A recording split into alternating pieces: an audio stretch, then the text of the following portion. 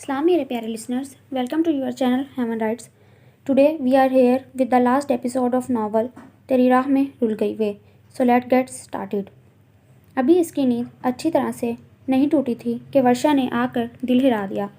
जल्दी से उठ जाओ, तुम्हारे साहब जी आए बैठे हैं तुम्हें ले जाने के लिए. वॉट? इसके दिमाग में ज़ोरदार धमाका हुआ. क्यों? क्या दोबारा घर नहीं जाना? वर्षा को इसकी बात पर गुस्सा आया. ज़ुबारिया ने चौंक कर इसकी शक्ल देखी. वो सख्त खफा और बेबस दिखाई दे रही थी. दिल तो चाहता है नवाब साहब के होश ठिकाने लगा दूँ.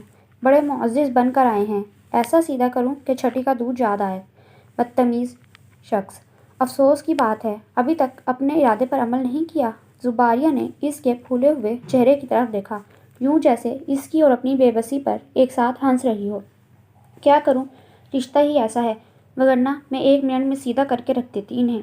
अम्मी कहती हैं जिस शख्स को एक बार बेटी दे दी जाए सारी उम्र इसके साथ बच जाती है. अपनी इज्जत की खातिर इसे तमाम तर अच्छाइयों और बुराइयों समेत हमें कबूल करना पड़ता है. ये जिंदा इंसानों के फ़ैसले हैं, कोई गुड्डे गुड़िया का खेल नहीं. बाज़-औक़ात आंखों देखी मक्खी भी निकलनी पड़ती है सिर्फ इज्जत की खातिर. ज़ुबारिया को अपनी माँ का ख्याल आ गया और इसके दिल से गहरी सर्द आ निकली. हर माँ का अपना अपना नज़रिया होता है, लेकिन बेटियों के मामले में तमाम माँओं के नज़रियात एक जैसे होते हैं. और वैसे भी मेरी अम्मी तो तजर्बाकार औरत हैं. ज़ुबारिया ताज्जुब से हंस पड़ी. वर्षा ने इसकी तरफ देखा. यूँ पड़े रहने से काम नहीं चलेगा. फटाफट उठो और 10 मिनट में तैयार हो जाओ. अंकल ने सख्ती से ताकीद की है, देर नहीं होनी चाहिए. वैसे भी वो काफ़ी देर से बैठे हुए हैं और मैं मेहमान नवाजी के 2 राउंड मुकम्मल कर चुकी हूँ. मगर वर्षा, मैं कैसे चली जाऊँ? इसे रोना आ गया. वर्षा भी कुछ देर तक खामोश बैठी सोचती रही. फिर बोली, अब यूँ रुकना भी तो मुनासिब नहीं. अंकल वजह पूछेंगे, बात बढ़ेगी फैलेगी, इन्हें दुख होगा. तुम्हें जाना ही होगा. मगर मैं नहीं जाऊँगी. वो तकरीबन रो पड़ी. वर्षा इसके करीब आ गई. हो सकता है आज हालात मुख्तलिफ हों. इन्हें अपने कल के रवैये पर यकीनन शर्मिंदगी होगी, तभी तो लेने आए हैं. और फिर वो एक पढ़े लिखे शख्स हैं. ये गैर मुहज़्ज़ब हरकत इनकी शख्सियत का खासा नहीं लगती. तुम जानने की कोशिश करो कि वो ऐसा क्यों कर रहे हैं. जाहिर सी बात है मैं इन्हें पसंद नहीं हूँ, ज़ुबारिया ने चिढ़कर कहा. इतनी प्यारी लड़की को कोई पागल भी नापसंद नहीं कर सकता. मैं आज तुम्हें इतना प्यारा तैयार करके भेजूँगी कि वाकई तुम्हें देखकर बेहोश हो जाएंगे और सारी खफगी सारा गुस्सा भुला देंगे. चलो उठो फटाफट. नहीं, मैं नहीं जाऊँगी. ज़ुबारिया टस से मटस नहीं हुई. इसी लम्हे फ़ाइक अहमद खुद कमरे में आ गए. क्या बात है ज़ुबी बेटा, आप अभी तक तैयार नहीं हुई? वर्षा बेटा, तुमने बहन को बताया नहीं था? वो इसे लेटा देखकर फ़िक्रमंद हुए. अंकल, ये सो रही थी, बस इसीलिए देर हो गई. आप चलिए, बस हम आते हैं. ओके, ज़्यादा देर नहीं होनी चाहिए. वो वापस चले गए. ज़ुबारिया ने वर्षा की तरफ बेहद बेबसी से देखा, फिर आंसू साफ करते हुए बिस्तर छोड़ दिया. इसकी तमाम तर तैयारी में वर्षा की कोशिश, इल्तिजाओं और धमकियों का असर था. इसने गुमसुम से अंदाज में आईने पर आखिरी निगाह डाली. ब्लैक जारजेट की साड़ी, हमरंग हाफ स्लीवलेस ब्लाउज, सादा नफीस ज्वेलरी और रात की मुनासबत से मेकअप. प्यार आ रहा है खुद पे. वर्षा बराबर में आ खड़ी हुई. ज़ुबारिया ने खोए खोए अंदाज में वर्षा की तरफ देखा. कल मैं क्या बुरी लग रही थी जो उन्होंने मेरे साथ बदसलूकी की थी? वर्षा लाजवाब हो गई.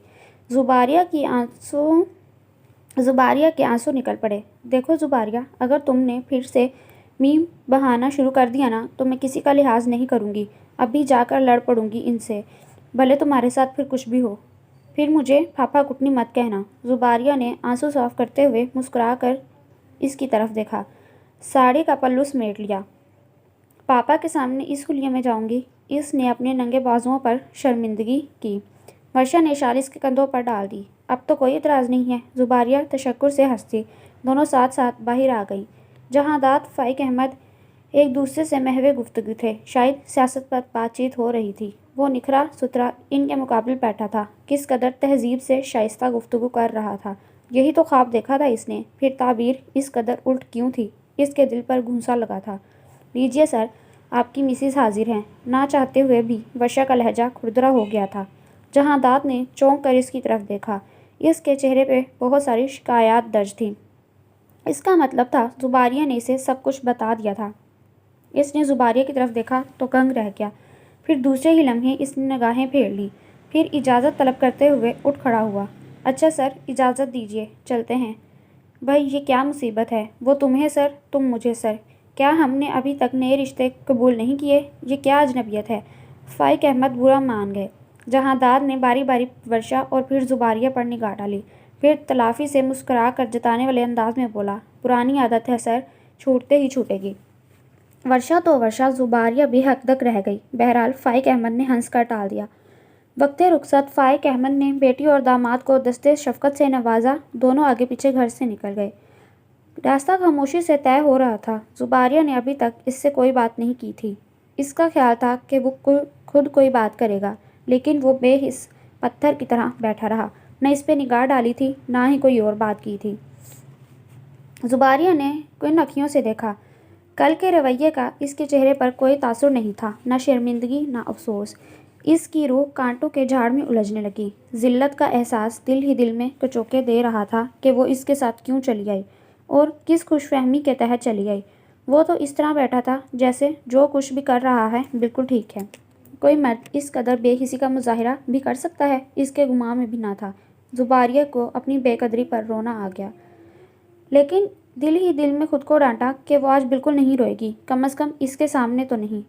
اس نے گھر کے سامنے گاڑی روک لی۔ زباریہ اس سے پہلے اتر کر اندر چلی گئی۔ راستے بھر جس طرز عمل کا مظاہرہ اس نے کیا تھا، اچھا سلوک اس کے ساتھ نہیں کر سکتا تھا، ہر طرح کی خوش فہمی دم توڑ چکی تھی۔ اس نے گھر میں داخل ہوتے ہی سب سے پہلے یہی سوچا تھا کہ وہ آج وہاں نہیں جائے گی جو اس بھیڑیے کی خلوت گاہ ہے۔ اس نے آنن فانن سارے گھر کا جائزہ لے لیا۔ اس کے ذاتی بیڈ روم کے علاوہ ڈرائنگ روم، کچن، اسٹور، سد شکر کے ایک اور کمرہ بھی تھا جو اس کے کمرے کے ساتھ ہی تھا۔ اس نے تشکر بھرا سانس خارج کیا، لیکن دوسرے ہی لمحے پھر مایوس ہو گئی۔ اس کمرے میں بستر نام کی کوئی چیز نہیں تھی جس پر وہ جیسے تیسے رات گزار لیتی۔ اس نے ساڑی کا پلو سمیٹا، پھر بھاگ کر اس کے کمرے میں آئی، بیڈ سے ایک تکیہ اٹھا لیا، پھر کمبل سمیٹا، ایک عدد چادر کھینچی۔ اتنی ساری چیزیں اور کوفت زدہ لباس ساری، جس میں وہ پہلے سے ہی الجھن کا شکار تھی۔ کیا یہ بہتر نہیں تھا کہ وہ سب سے پہلے اپنا لباس تبدیل کر لیتی؟ باری باری وہ سب چیزیں اپنے کمرے میں رکھ آئی، پھر جلدی جلدی سینڈل اتار دیے۔ اب بھاگنے دوڑنے میں کوئی مشکل درپیش نہیں تھی۔ پھر واپس اس کمرے میں آئی، وارڈروب کھولا، اپنا ہلکا پھلکا سا جوڑا نکالا، اسے سینے سے لگا کر مڑی، لیکن دوسرے ہی لمحے اس کے قدم زمین میں جم گئے۔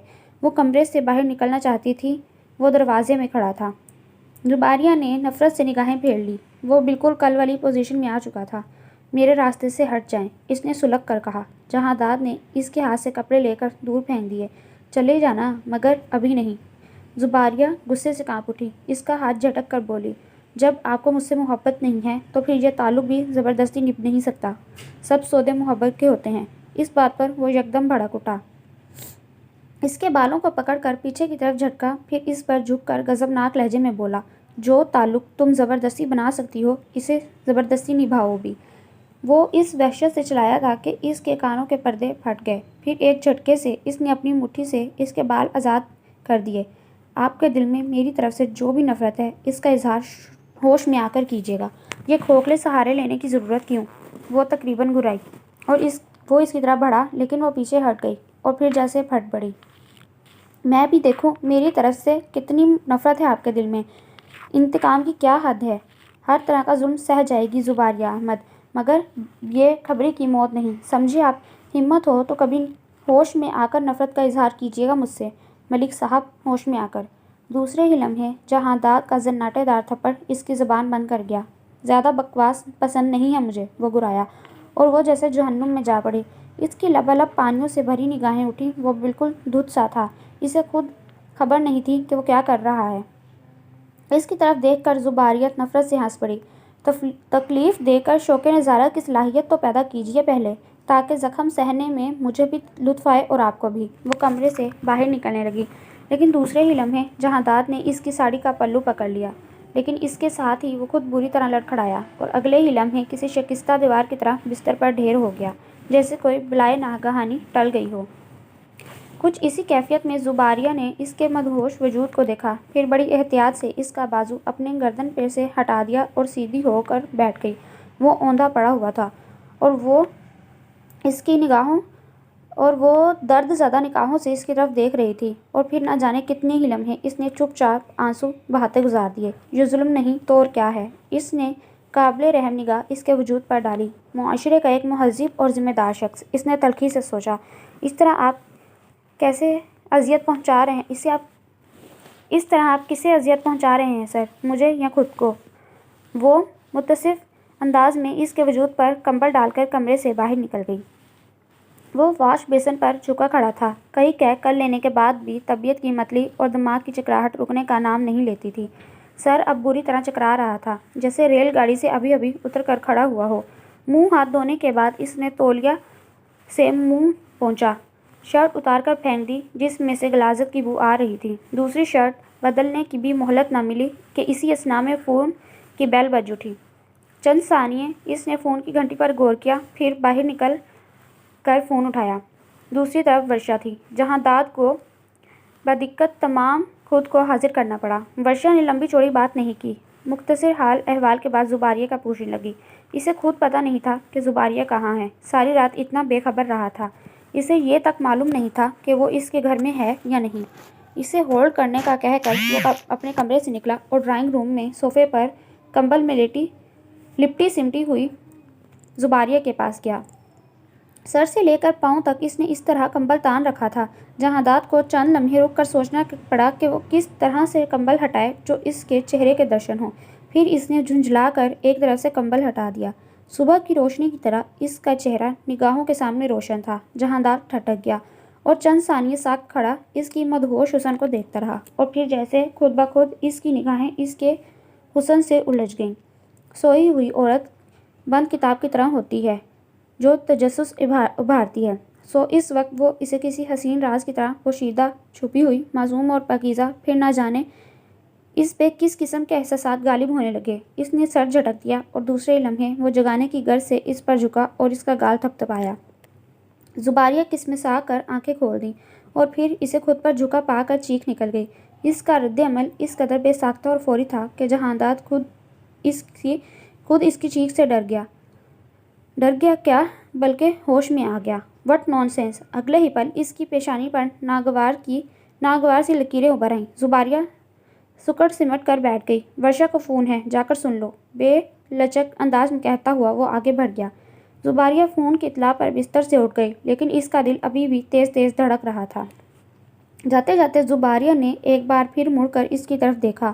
نیلی پتلون میں وہ بنا شرٹ کے اس سخت سردی میں کس طرح دندناتا پھر رہا تھا۔ لا حول ولا، انسان ہے یا کوئی پتھر؟ اس نے دل ہی دل میں سوچا۔ جو انسان احساسات سے لاتعلق ہو جاتے ہیں، ان پہ موسم کا بھی اثر نہیں ہوتا۔ وہ سننے کے لیے کمرے میں چلی گئی۔ ابھی وہ بات کر ہی رہی تھی کہ جہانداد واپس کمرے میں آ گیا، وارڈروب کھولی، اپنے کپڑے نکالے اور پھر باتھ روم میں گھس گیا۔ زباریہ ورشا کا پیغام ریسیو کر کے کمرے سے باہر نکل گئی۔ وہ ابھی منہ ہاتھ دھو رہی تھی کہ صفدر آ گیا۔ سلام جھاڑنے کے بعد وہ اپنے معمول کے کاموں میں لگ گیا۔ وہ کچن میں آ گئی۔ کیا ناشتہ کریں گی بی بی جی آپ؟ وہ سب کام چھوڑ کر اس کی طرف لپکا۔ ناشتہ؟ زباریہ کو سوچنا پڑا کہ وہ کیا ناشتہ کرے۔ ایسا کرو، ایک کپ اچھی سی چائے بنا دو۔ بنانی آتی ہے؟ کیوں نہیں جی، مگر تمہارے صاحب تو چائے نہیں پیتے۔ پر جی میں تو پیتا ہوں۔ اچھا چلو پھر بنا دو۔ وہ اخبار کھول کر وہیں بیٹھ گئی۔ آپ ناشتہ کیا کریں گی بی بی؟ میرا مطلب ہے مجھے بتا دیجیے، میں لے آؤں گا۔ وہ چائے کا کپ اسے تھماتے ہوئے بولا۔ زباریہ نے چائے اس کے ہاتھ سے لے لی، پھر سوچ کر بولی، تمہارے صاحب کس چیز کا ناشتہ کرتے ہیں؟ وہ تو جی بہت کچھ کھاتے ہیں، میرا مطلب ہے روزانہ کوئی ایک چیز کا ناشتہ نہیں کرتے۔ میرا مطلب ہے کہ ایسی کوئی چیز بناؤ جو تمہارے صاحب شوق سے کھانا پسند کریں۔ وہ تو جی ہر چیز شوق سے کھا پی لیتے ہیں سوائے چائے کے، صفدر دانت نکوستے ہوئے بولا۔ شاید یہی سچ ہے۔ زباریہ تلخی سے ہنسی۔ ٹھیک ہے، تم ایک تازہ ڈبہ روٹی اور انڈے لے آؤ، اس نے سوچ کر کہا۔ صفدر نے حکم کی تعمیل کی۔ تقریباً 2 گھنٹے ہو گئے تھے اور وہ ابھی تک کمرے سے نہیں نکلا تھا۔ اسے عجیب سا لگنے لگا۔ چھٹی کا دن ہے، صاحب جی دیر تک سونے کے عادی ہیں۔ صفدر نے اس کی پریشانی سمجھتے ہوئے اطلاع پہنچائی، لیکن جس وقت وہ فون پر بات کر رہی تھی وہ نہانے گیا تھا۔ اس نے دماغ پر زور ڈالا، پھر جھنجھلا کر بولی، صفدر کمرے میں جھانک کر دیکھو تمہارے صاحب کیا کر رہے ہیں۔ صفدر کمرے میں جھانک کر آ گیا۔ بی بی جی وہ سو رہے ہیں۔ حیرت کی بات ہے، کوئی نہا کر دوبارہ بھی سو جاتا ہے۔ پھر وہ اس کے بغیر ہی ناشتہ کرنے لگی۔ تھوڑی دیر میں جہانداد کی آواز آئی۔ وہ صفدر کو پکار رہا تھا۔ صفدر الٹے پیروں لپکا۔ زباریہ نے کان لگا کر سننے کی کوشش کی۔ وہ اسے کسی دوا کے بارے میں بتا رہا تھا کہ وہ میڈیکل سٹور سے لے آئے۔ صفدر بازار چلا گیا۔ وہ کچن میں بیٹھی پریشان ہوتی رہی جب تک وہ بازار سے نہیں آ گیا۔ اس کی پریشانی دور نہیں ہوئی۔ صفدر اسے دوا اور پانی دے آیا بغیر ناشتے ہی کہ تم نے اپنے صاحب کو دوا دے دی؟ وہ جی میں نے پوچھا تھا، کہنے لگے جب ضرورت ہوگی لے لوں گا، ابھی فی الحال دوا دے دو۔ زباریہ اور بھی پریشان ہو گئی۔ کیا بخار وغیرہ ہے انہیں؟ صفدر نے حیرانی سے اس کی شکل دیکھی۔ آپ کو نہیں پتہ جی؟ دوسرے ہی پل زباریہ شرمندہ ہو گئی۔ ملازم کیا محسوس کرے گا؟ 2 دن کے میاں بیوی اور اتنی لا تعلقی؟ زباریہ نے سوچا۔ وہ تمہارے ساتھ ڈاکٹر کے پاس نہیں گئے نا، اس لیے میں پوچھ رہی تھی۔ خود بخود دوا تجویز کر لینا اچھا نہیں ہوتا، زباریہ ہسیا کر بولی۔ پھر کہنے لگی صاحب سے پوچھ کر آؤ، زیادہ طبیعت خراب ہے تو ڈاکٹر کو بلاؤں؟ صفدر پیغام لے کر اندر چلا گیا۔ تھوڑی دیر میں اترے چہرے کے ساتھ باہر آیا۔ وہ جی صاحب مجھ پر بگڑ پڑے ہیں، کہہ رہے ہیں ڈاکٹر کی مجھے ضرورت نہیں ہے اور اب میرے کمرے میں مت آنا۔ لگتا ہے بیچارہ اچھی خاصی ڈانٹ سن کر آیا ہے۔ زباریہ خاموشی سے کچن سے باہر نکل گئی۔ صفدر گھر کے کام کاج کرتا رہا۔ کچھ دیر تک ٹی وی چلا کر یوں ہی بیٹھی رہی۔ پھر اسے میوزک سننے کا خیال آیا تو ٹیپ ریکارڈر تلاش کرنے لگی۔ ٹیپ یا ڈیک نما چیز اسے کہیں دکھائی نہیں دی تو اس نے صفدر کو آواز دی۔ صفدر لبک کر دوڑ کر آیا۔ سنو، تمہارے صاحب گانے وانے نہیں سنتے؟ اس نے سخت بوریت سے پوچھا۔ اسی اثنا میں اس کی نگاہ جہانداد پر پڑی۔ وہ قمیص کے بٹن بند کرتا ہوا کوریڈور سے باہر نکلا تھا۔ سنتے ہیں جی، مگر اپنے کمرے میں۔ صفدر نے چونک کر اس طرف سے صفدر کی چونکہ اس طرف سے پشت تھی، اس لیے اسے معلوم نہیں ہو سکا کہ جہانداد اس کے پیچھے سے گزر کر باہر نکل گیا ہے۔ اچھا، زباریہ چپ ہو گئی۔ بی بی جی آپ کے جہیز میں تو ٹیپ ریکارڈر ہوگا۔ زباریہ نے چونک کر صفدر کی طرف دیکھا۔ مطلب آپ شوقین لگتی ہیں، اس لیے پوچھ رہا تھا۔ ہاں ٹیپ ریکارڈر تو ہے اور بہت اچھا ہے، لیکن سب کچھ ہی ادھر رکھا ہوا ہے، کچھ بھی شفٹ نہیں ہوا۔ شادی جلدی ہوئی تھی نا، اس لیے رفتہ رفتہ سارا سامان ادھر ہی آ جائے گا، لیکن تب تک تمہارے صاحب کی چیزوں سے ہی گزارا کرنا ہے، اس نے ہنس کر سادے سے لہجے میں کہا۔ صفدر مسکرا کر کچن میں واپس چلا گیا۔ سارا دن ہو گیا تھا اور وہ ابھی تک نہیں آیا تھا۔ زباریہ کا انتظار کر کے برا حال تھا۔ ورشا کے 3 فون آ چکے تھے۔ اس نے رات کے کھانے پہ انوائٹ کیا تھا، لیکن اس کا اصرار تھا کہ وہ جلد پہنچ جائے، جبکہ زباریہ نے ابھی تک جہانداد کو مطلع بھی نہیں کیا تھا کہ وہ رات کے کھانے پر مدعو ہیں، چونکہ صبح وہ سو رہا تھا۔ پھر طبیعت کی ناسازی کا اسے پتہ چلا، اور اب تو حد یہ تھی کہ وہ جب سے گیا تھا لوٹا ہی نہیں تھا۔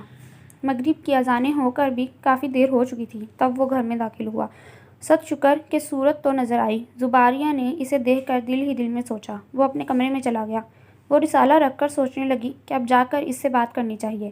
اگر اس نے انکار کر دیا تو وہ ورشا کو روک دے گی، اور اگر حامی بھر لی تو تیاری شروع کر دے گی۔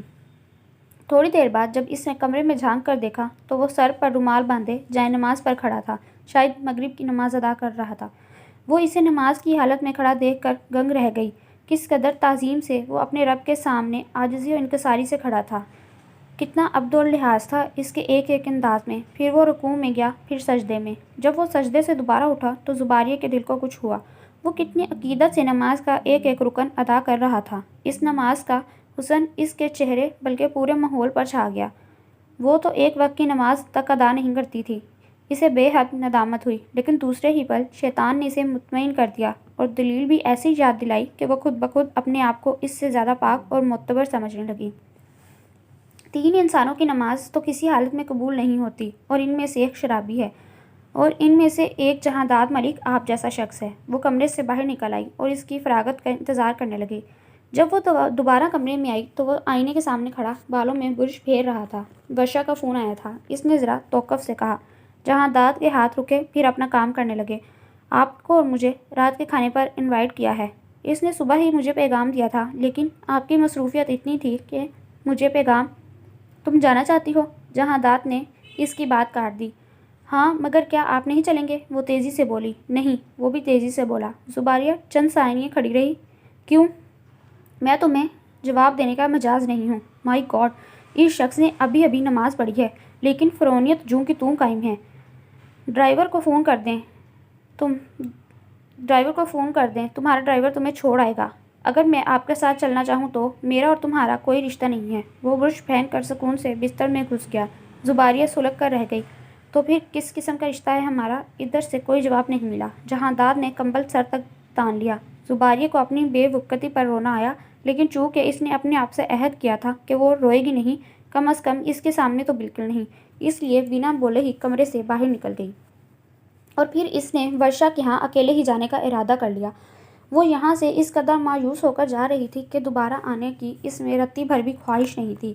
وہاں جا کر سب لوگوں کو مطمئن کرنا اس کے لیے پلسرات سے کم نہیں تھا، لیکن پھر بھی وہ چلی گئی۔ ورشا کے گھر والے ان دونوں کے انتظار میں تھے، لیکن اسے اکیلا دیکھ کر تقریباً سبھی کو مایوسی اور حیرانی ہوئی، اور اسے جھوٹ موٹ کا جواز کرنا پڑا کہ وہ اچانک کام کے سلسلے میں شہر سے باہر چلے گئے ہیں، اس لیے مجھے اکیلا آنا پڑا۔ ورشا سمجھ گئی تھی کہ یہ جھوٹ ہے، لیکن باقی سب مطمئن ہو گئے۔ رات کے کھانے کے بعد اس نے وہیں رہنے کا فیصلہ کر لیا، اور ایک رات اور پورا دن بالکل پر لگا کر اٹھ گیا۔ اگلے روز شام کو پاپا کا فون آیا۔ وہ بے حد پریشان تھے۔ ان کا فون سن کر اس کے خود ہاتھوں سے طوطے اڑ گئے۔ انہوں نے بتایا کہ جہانداد کی طبیعت بہت خراب ہے۔ صفدر کا فون شام کو ہی آیا تھا میرے پاس، تب سے اب تک میں یہی ہوں، انہوں نے بتایا۔ مگر انہیں کیا ہو گیا ہے؟ وہ روح ہنسی ہو گئی۔ ڈاکٹر کہہ رہے ہیں کہ فوڈ پوائزننگ ہے، یا اس نے کوئی زہریلی نشاور چیز کھا لی ہے، وہ فکر مندی سے بتا رہے تھے۔ زباریہ کے سر پر دھماکہ ہوا۔ وہ نہیں چاہتی تھی کہ اس کے باپ پر راز کھلے۔ نہیں پاپا، بھلا وہ کیا کھا سکتے ہیں؟ شاید فوڈ پوائزن ہی ہوا ہے۔ کل تک تو ٹھیک ہی تھے۔ ہاں، میرا بھی یہی خیال ہے۔ بہرحال تم فکر نہیں کرنا، ڈرائیور کے ساتھ ابھی گھر آ جاؤ۔ میں آ رہی ہوں پاپا۔ اور جب وہ گھر آئی تو وہ کمبل اس کے جسم پر ڈالے ہوئے تھے اور وہ مدہوش پڑا تھا۔ ایک ہاتھ میں ڈرپ کی سوئی لگی ہوئی تھی، دوسرے ہاتھ کی نبض ڈاکٹر چیک کر رہا تھا۔ پاپا اس کے ساتھ ہی بیٹھے تھے۔ صفدر ہراساں اور پریشان کھڑا تھا۔ اس نے بوکھلا کر پاپا کی طرف دیکھا۔ فائق احمد نے اسے پیار کر کے اپنے پاس بٹھا لیا۔ چند ثانیے وہ باپ سے چمٹی خوف زدہ یوں ہی بیٹھی رہی، جیسے اس کی سب سے مہنگی، سب سے پسندیدہ چیز کو خود اسی سے نقصان پہنچ گیا ہو۔ اچھا فائق صاحب، مجھے اجازت دیجیے۔ یہ ڈراپ 1 گھنٹے تک مکمل ہو جائے گی۔ اس کے ساتھ ہی ٹمپریچر بھی اب آہستہ آہستہ نیچے آ رہا ہے۔ ڈراپ کے بعد آپ انہیں ہر 4 گھنٹے بعد دوا دیتے رہیے گا۔ زباریہ تیزی سے اس کے قریب آ گئی۔ اس نے پیشانی کو ہاتھ لگایا۔ وہ انگاروں کی طرح دہک رہا تھا، اور اگر بخار زیادہ تیز ہونے لگے تو آپ ٹھنڈے پانی کی پٹیاں کرتے رہیے گا۔ گھبرانے کی کوئی بات نہیں ہے، ڈاکٹر نے مزید کہا۔ فائق احمد ساتھ ساتھ اسے باہر تک چھوڑنے چلے گئے۔ ان کے ساتھ صفدر بھی باہر چلا گیا۔ زباریہ نے بے قراری سے اسے ہلایا۔ اتنا تندرست و توانا، وہ کس طرح بے جان سا پڑا تھا۔ بشاش چہرے پر زردی سی کھنڈر آئی تھی۔ اسے رونا آ گیا۔ اف، یہ ظالم محبت! اس وقت وہ اس سے لڑ رہی تھی، اور آج یوں لگ رہا تھا جیسے وہی ہوگی، وہی متاع حیرت۔ اس کی بے قراری ایک ایک عمل سے عیاں ہو رہی تھی۔ فائق احمد ڈاکٹر کو رخصت کر کے کمرے میں واپس آ گئے۔ اسے تسلی دیتے رہے۔ انہیں خیال تو آیا تو خوراک کے بارے میں پوچھا۔ آخر اس نے کیا کھایا تھا؟ اچانک جو اتنی حالت خراب ہو گئی، زباریہ کو جھوٹ بولنا پڑا۔ کل ہم نے ہوٹل میں لنچ کیا تھا، شاید وہیں کوئی چیز خراب ہو گئی۔ وہ مطمئن ہو گئی، اور پھر تھوڑی دیر تک بیٹی کے پاس بیٹھے رہے، یہاں تک کہ اس کی ڈرپ خود اتاری، اس کی دوا کی ایک خوراک اپنے ہاتھوں سے پلائی، اور جب کسی حد تک اطمینان ہو گیا تو گھر آ گئے۔ لیکن وہ اس کی پٹی سے لگ کر بیٹھ گئی، کبھی اس کا سر سہلاتی، کبھی اس کے ہاتھوں کو اپنے ہاتھوں میں لے کر گرم کرتی۔ بخار کی تیزی کی وجہ سے جہانداد کے جسم میں عجیب طرح کی توڑ پھوڑ تھی۔ جب اس کا ٹمپریچر حد سے زیادہ ہوا تو اس نے ٹھنڈے پانی کی پٹیاں رکھنا شروع کر دیں، مگر اس کی حالت سنبھلنے کے بجائے بگڑتی چلی جا رہی تھی۔ رات کا نہ جانے کون سا پہر تھا جب جہانداد کی حالت بگڑنے لگی۔ کاش وہ صفدر کو آج یہیں روک لیتی۔ وہ اپنا سر کبھی تکیے پر ادھر ادھر پٹکتا اور کبھی ادھر۔ بخار کی شدت کی وجہ سے بے قراری ایسی تھی کہ اسے ایک پل چین نہیں آتا تھا۔ ادھر دوا کا وقت ہو چکا تھا۔ وہ اس کی بے چینی کی وجہ سے پریشان تھی کہ وہ کس طرح اسے دوا پلائے۔ آیا اس کا سر سہلاتی رہے، اس کی پیشانی پہ پٹیاں بدل بدل کر رکھتی رہے، یا اس کے کھانے پلانے کے بارے میں سوچے۔ ایک لمحے بھی وہ اپنی پیشانی پر اس کا ہاتھ ہٹنے نہیں دیتا تھا۔ بدقت تمام اس نے اسے دوا پلائی، اور پھر آہستہ آہستہ اس کا سر دباتی رہی۔ جب اسے کسی پل چین نہیں آیا تو بے چین ہو کر اس نے زباریہ کا ہاتھ پکڑ لیا۔ کبھی اس کے نرم گداز ٹھنڈے ہاتھ کو اپنی آنکھوں پر رکھتا، کبھی پیشانی پہ، کبھی سینے پہ، اور پھر اسے اپنے ہونٹوں پر رکھ لیا۔ زباریہ کو لگا جیسے اس کی زخمی ہتھیلی پہ 2 مہربان ہونٹوں نے مرہم رکھ دیا ہو۔ وہ ساکت بیٹھی رہی۔ کیا قیامت تھی! اس کا سر اس کی گود میں تھا، اور وہ اسے مسئلے لمس سے بالکل ناواقف تھا۔ जब इसने जख्म दिया था तब भी वो बेहोश था और अब मरहम रख दिया था तब भी बेहोश था। रूह की जलन आंखों में तैर गई और 2 मोती पलकों से टूटकर इसके सीने में जज्ब हो गए। इसने एक पल भी नींद से आंख न मिलाई। दिन का उजाला फैल रहा था। तब इसने बड़ी एहतियात से अपना हाथ इसके हाथ से छुड़ाया, फिर इसी एहतियात और मोहब्बत से इसका सर तकिए पर रख दिया और इस पे अच्छी तरह से कंबल फैला दिया। इस सारे अमल में वो बेखबर ही तो था। ज़ुबारिया का दिल शिद्दत से चाहा काश वो इसकी मोहब्बत को महसूस कर सकता। वो इसके बिस्तर से उतरकर नीचे इसके करीब बैठ गई, फिर हसरत से थोड़ी इसके बिस्तर पर टिकाई। प्लीज़ सर, उठ जाइए। आप यूं सोते हुए अच्छे नहीं लगते। आप तो बस लड़ते हुए अच्छे लगते हैं, नफ़रत करते हुए अच्छे लगते हैं, कहर ढाते हुए अच्छे लगते हैं। Please sir, please. वो इसकी लंबी लंबी पलकों को तकते तकते न जाने कब नींद की वादियों में खो गई। जहाँ दाद को प्यास का एहसास हुआ तो इसने आंखें खोलकर दाएं बाएं देखा, फिर जैसे ठिठक गया। वो इसके करीब ही बिस्तर पर अपना सर रखे बैठे बैठे सो रही थी। इसने सोचा इससे पानी मांगे, लेकिन नहीं। इसने खुद ही आहिस्तगी से मुड़कर टेबल की तरफ देखा। करीब ही गिलास में पानी रखा था। वो जरा सा खिसक कर नीम दराज हुआ, फिर पानी का गिलास हाथ बढ़ाकर उठा लिया और एक ही सांस में सारा पानी पी गया। लेकिन अंदर की आग थी कि बुझने का नाम नहीं ले रही थी। इसने निढाल से अंदाज में गिलास मेज़ पर रख दिया। फिज़ा में इर्ताश पैदा हुआ। ज़ुबारिया चौंक कर उठ गई। वो बिस्तर में वापस घुस गया। ज़ुबारिया अपनी जगह से खड़ी हो गई, फिर अपनी हथेली इसकी पेशानी पर रख कर बुखार चेक करने लगी। हालांकि वो जाग रहा था, लेकिन आंखें बंद किए पड़ा रहा और इसे अपने जागने का एहसास न होने दिया। ज़ुबारिया को इस बात का गहरा दुख हुआ, लेकिन वो फिर भी मुतमईन से अंदाज में कमरे से बाहर निकल गई। अगले ही पल फाइक अहमद डॉक्टर के साथ चले आए। इसने नाश्ता बनाकर सफ्तर के हाथ अंदर भेज दिया। पापा और डॉक्टर के शदीद इसराब पर इसने मामूली नाश्ता किया, लेकिन बाकी नाश्ता वैसे ही का वैसे बाहर आ गया। इसकी कमज़ोरी महसूस करते हुए डॉक्टर ने एक और ड्रिप लगा दी। फिर दिन भर आने जाने वालों का तांता बंधा रहा। वर्षा के घर वाले आकर चले गए थे, लेकिन वर्षा शाम तक इसके पास ही रही और फिर वो भी चली गई। शाम को पापा फिर इससे मिलने के लिए आए। अब इसकी तबीयत काफ़ी बेहतर हो चुकी थी। पापा ने इसे सख्ती से मना किया था कि वो सिगरेट हरगिज़ नहीं पिएगा और ज़ुबारिया को तलकीन की थी कि इसकी खुराक का ख़ास ख्याल रखे। पापा के चले जाने के बाद जब वो इसके पास आई तो दोनों हाथ सर के नीचे रखे वो बिस्तर से टेक लगाकर बैठा था और मुसलसल छत को घूर रहा था। ज़ुबारिया को इसे देखकर परेशानी हुई तो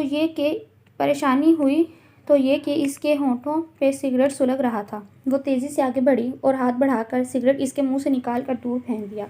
जहाँ दाद ने इसकी तरफ नागवारी से देखा। इसकी इतनी जुर्रत, ये क्या बदतमीज़ी है। बदतमीज़ी नहीं, नुकसान है। वो सुकून से नज़दीक ही पड़े सिगरेट की डबिया और लाइटर उठाने लगी, जहाँ दाद ने इसके हाथ पे हाथ रख दिया और सिगरेट इसके हाथ से छीन ली। ये आपकी सेहत के लिए मुज़र है, वो रुसान से बोली। मैं अपने मामूलात में तुम्हारी दखलअंदाज़ी बर्दाश्त नहीं कर सकता। प्लीज़। ज़ुबारिया का दिल पारा पारा हो गया।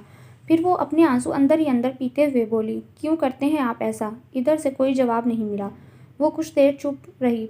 अच्छा, अब खाना क्या खाएंगे। इसने अपना लहजा बशाश किया। जहर। लठ मार जवाब मिला। वो तो आपने जितना पीना था पी लिया, अब मज़ीद नहीं।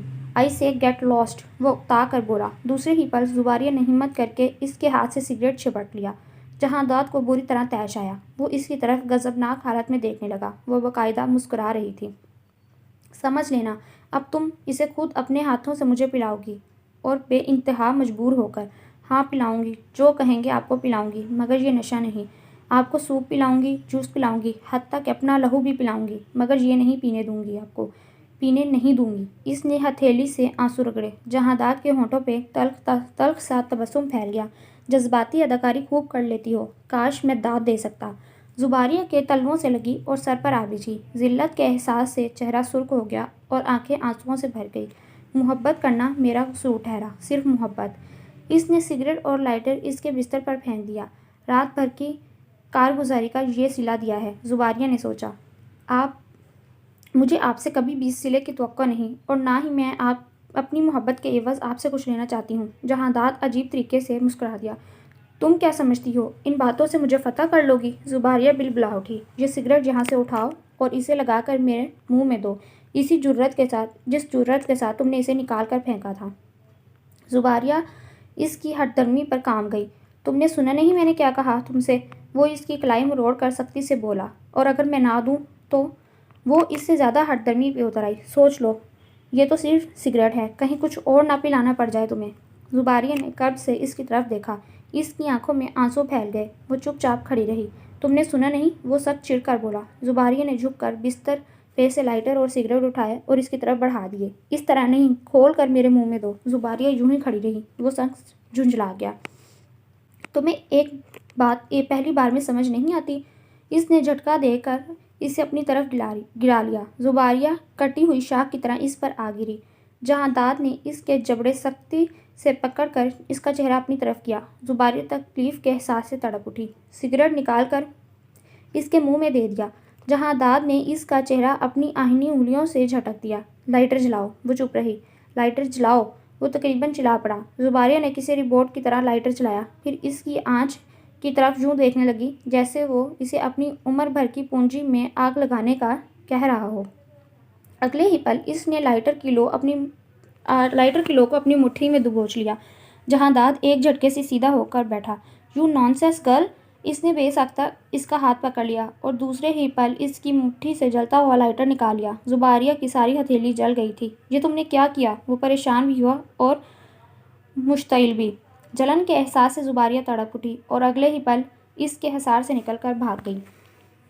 بی بی جی صاحب نے یہ برنال بھیجا ہے، کہا ہے اب اسے زخم پر لگا لیں۔ زباریہ نے گھٹنوں پہ سے سر اٹھایا۔ محترم آنکھیں اور سوتا ہوا چہرہ دیکھ کر صفدر حیران رہ گیا۔ لگتا ہے بی بی جی آپ کو زخم زیادہ آیا ہے، لائیے میں آپ کے زخم پر مرہم لگا دوں۔ وہ اپنائیت سے اس کے قریب بیٹھ گیا۔ تمہارے صاحب نے اتنے زخم دیے ہیں، کس پر مرہم لگاؤ گے؟ زباریہ نے سوچا۔ جلتے ہوئے ہاتھ میں اتنی تکلیف تھی کہ اس نے ہتھیلی اس کے سامنے کھول دی۔ بہت جل گیا ہے بی بی جی۔ آپ کیا کر رہی تھیں؟ حالانکہ آپ تو کچن میں کام بھی نہیں کر رہی تھیں۔ وہ ہتھیلی پر ٹیوب لگانے لگا۔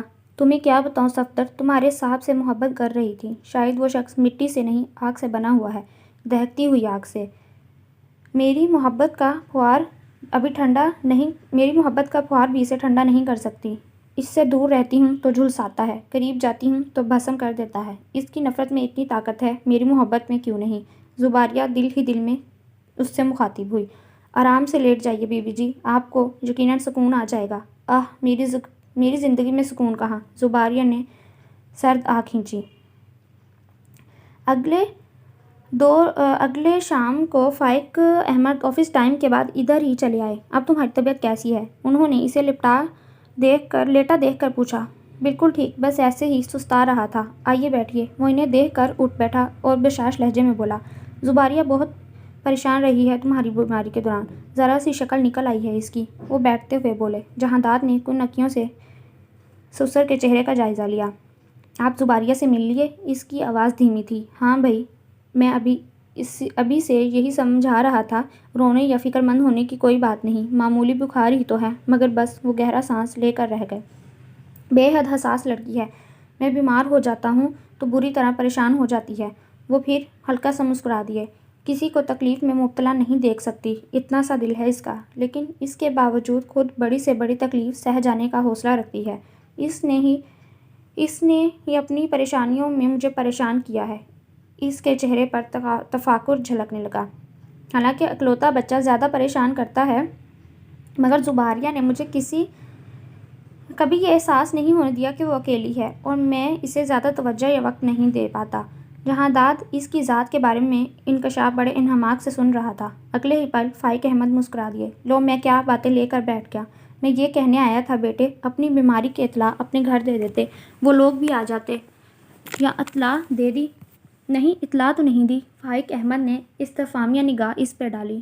شادی میں بھی وہ لوگ سرسری سے انداز میں شامل ہوئے تھے، کہیں کوئی ان کا اندیشہ خود ان کی زبان پر آ گیا۔ جہاں داد کا دل چاہا ہاں کہے، ایسا ہی کچھ ہے، جان بوجھ کر تو انجان نہ بنیے، لیکن اس نے صبر و ضبط سے کام لیا اور مسکرا کر بولا۔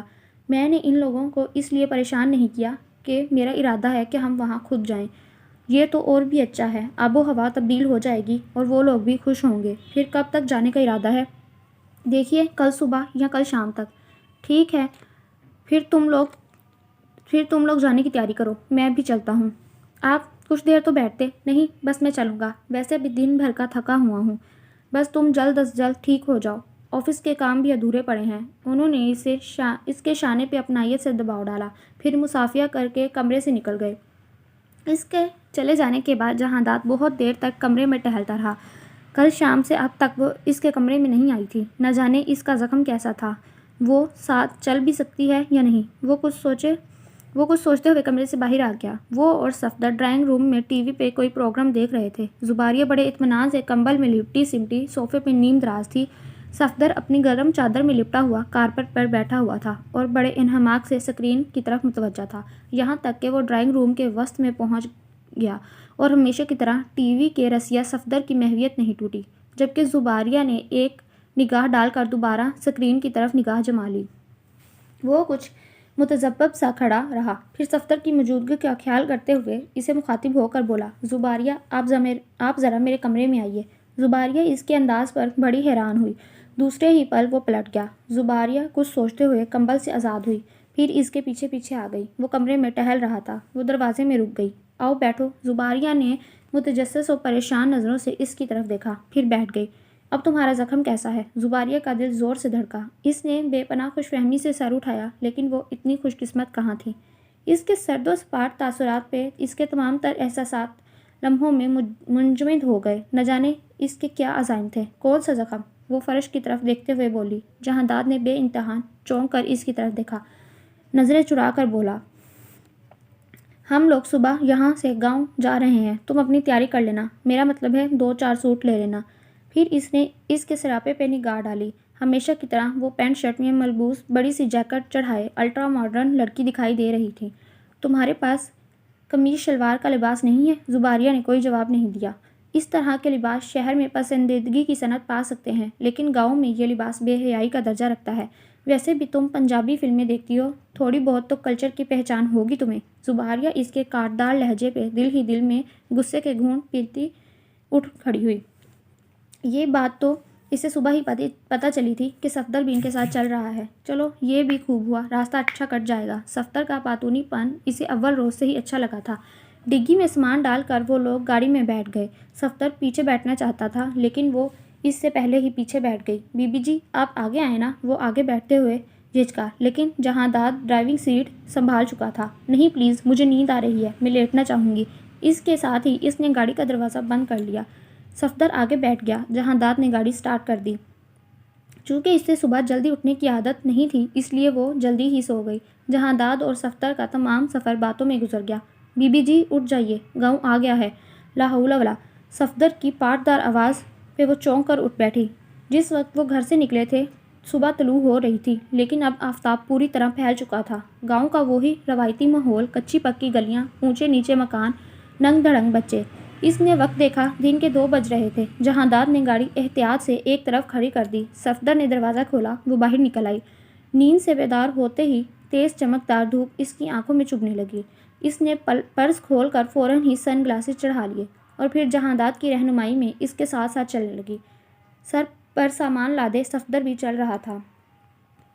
اماں جی اچانک اسے دیکھ کر حیران رہ گئیں، اور پھر جب دیکھا وہ بھی ساتھ آئی ہے تو ان کی خوشی میں عجیب جوش و خروش بھی شامل ہو گیا۔ زہرا دیکھ تو کون آیا ہے، انہوں نے شور مچا دیا۔ وہ اپنی ماں سے ملا۔ زباریہ چپ چاپ کھڑی رہی۔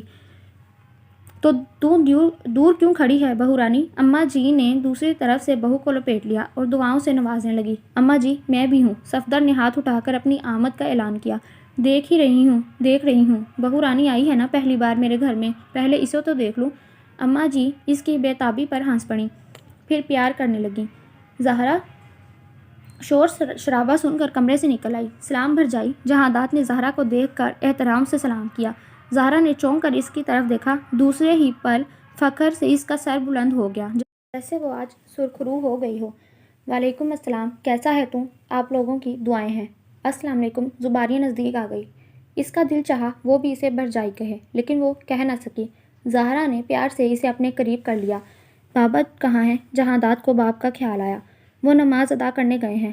تم لوگ بیٹھو، لمبا سفر طے کر کے آئے ہو، تھوڑا آرام کر لو۔ نہیں اماں، بہت بھوک لگی ہے، بس جلدی سے کھانا نکال دیں۔ وہ منہ ہاتھ دھونے کی غرض سے شرٹ کی آستینیں چڑھانے لگا۔ زہرا اس کی بے چینی پر مسکراتے ہوئے رسوئی کی طرف بڑھ گئی۔ صفدر بھی بھوک کی شدت سے نڈال ہوا جا رہا تھا، وہ بھی منہ ہاتھ دھونے چلا گیا۔ زباریہ ساس کے پاس بیٹھ گئی۔ دیے تجھے بھی بھوک لگی ہوگی، تو بھی منہ ہاتھ دھو لے، زہرا کھانا گرم کر لاتی ہی ہوگی۔ زباریہ مسکراتے ہوئے اٹھ کھڑی ہوئی۔ غسل خانہ کدھر ہے اماں جی؟ ادھر سامنے ہے پتر، اماں جی نے اشارہ کر دیا۔ زباریہ اندر چلی گئی۔ کھانے کے بعد جہانداد کو سخت نیند آنے لگی اور وہ سونے کی خواہش شدید ترین ہو گئی تو وہ سونے لیٹ گیا۔ جا پتر، جا کر سو جا، باتیں ہوتی رہیں گی، لگتا ہے تو کافی تھکا ہوا ہے۔ اکبر ملک نے بیٹے کی تھکاوٹ محسوس کرتے ہوئے کہا تو جہانداد ان کے درمیان سے اٹھ گیا۔ صفدر اتنا تھکا ہوا تھا کہ وہیں سو گیا۔ دیے تو بھی جا کر آرام کر، اکبر ملک نے بڑے پیار سے کہا۔ زباریہ کو ان کی محفل دلچسپ لگ رہی تھی۔ مجھے آپ لوگوں کے پاس بیٹھنا اچھا لگ رہا ہے اور ویسے بھی مجھے نیند نہیں آ رہی، اس نے اپنائیت سے کہا۔ ساس سسر اس کی ملنسار طبیعت پر خوش ہو گئے۔ پھر بہت دیر تک محفل جمی رہی۔ کچھ دیر کے بعد اماں بھی لیٹ گئیں۔ اکبر ملک سے کوئی ملنے آ گیا، وہ باہر چلے گئے۔ تب زہرا اور زباریہ چائے کی طلب کی وجہ سے رسوئی میں آ گئی۔ مجھے حیرانی ہوئی، آپ اتنی اچھی چائے بنا لیتی ہیں، کیا مطلب؟ زہرا آہستہ سے مسکرائی۔ میرا خیال تھا کہ آپ لوگ بھی چائے نہیں پیتے ہوں گے، اس نے جھجکتے ہوئے کہا۔ ہاں، جہانداد چائے پسند نہیں کرتا نا، اس لیے۔ کیا وہ اب بھی چائے نہیں پیتا؟ زباریہ نے نفی میں گردن ہلا دی۔ زہرا ہنس پڑی۔ شروع سے اس کا یہی خیال ہے، چائے نہایت فضول چیز ہوتی ہے، تب ہی تو اس کے قریب بھی نہیں پٹکتا۔ اور سگریٹ کے بارے میں کیا خیال ہے؟ زباریہ کی سنجیدگی پہ زہرا چونک گئی، پھر مسکرا کر پوچھنے لگی، تمہیں سگریٹ کی خوشبو اچھی نہیں لگتی؟ زباریہ نے نفی میں گردن ہلا دی۔ تو پھر تم نے اسے روکا کیوں نہیں ابھی تک؟ زہرا نے شرارت سے کہا۔ زباریہ تلخی سے سر جھکا کر چائے کے گھونٹ بھرنے لگی۔ روک کر دیکھا تھا، بہت بڑی سزا اٹھائی ہے، اب کبھی نہیں روکوں گی، اس نے سوچا۔ ویسے یہ عادت اچھی نہیں اس کی، تم چھڑوا دینا، بیویاں تو نہ جانے کیا کیا عیب چھڑوا دیتی ہیں، یہ تو پھر معمولی نشہ ہے۔ ہاں، جب بیوی کو بیوی سمجھا جائے تب، زباریہ نے چائے پیتے ہوئے کہا۔ زہرا مسلسل اس سے باتیں کرتی رہی۔ تم بہت کم بولتی ہو، حالانکہ سنا ہے شہر کی لڑکیاں بہت تیز ہوتی ہیں۔ زہرا نے شرارت سے اسے چھیڑا تو وہ ہنس پڑی۔ وہاں اس کی نگاہ جہانداد پر پڑی جو سامنے سے ادھر آ رہا تھا۔ اسے دیکھ کر ساری تلخی زباریہ کے لبوں پر آ گئی۔ سنا تو یہ بھی ہے کہ گاؤں کے لوگ بہت پیار کرنے والے ہوتے ہیں۔ وہ چلتا ہوا رسوئی کے نزدیک آ چکا تھا۔ اس کے لفظوں پہ جیسے چہرے کا رنگ اڑ گیا۔ نہ جانے کیا باتیں کر رہی تھی۔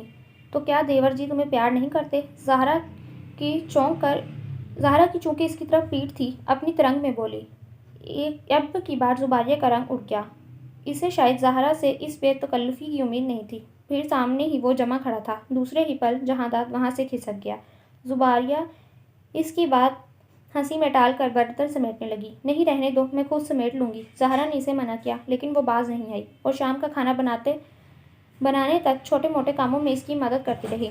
تمہیں کھانا بنانا آتا ہے؟ زہرا نے اس کی دلچسپی بھانپتے ہوئے پوچھا۔ گزارے لائق بنا لیتی ہوں، وہ کھسیا کر بولی۔ مثلاً کیا بنا لیتی ہو؟ زہرا نے حیرت سے پوچھا۔ تقریباً سب کچھ۔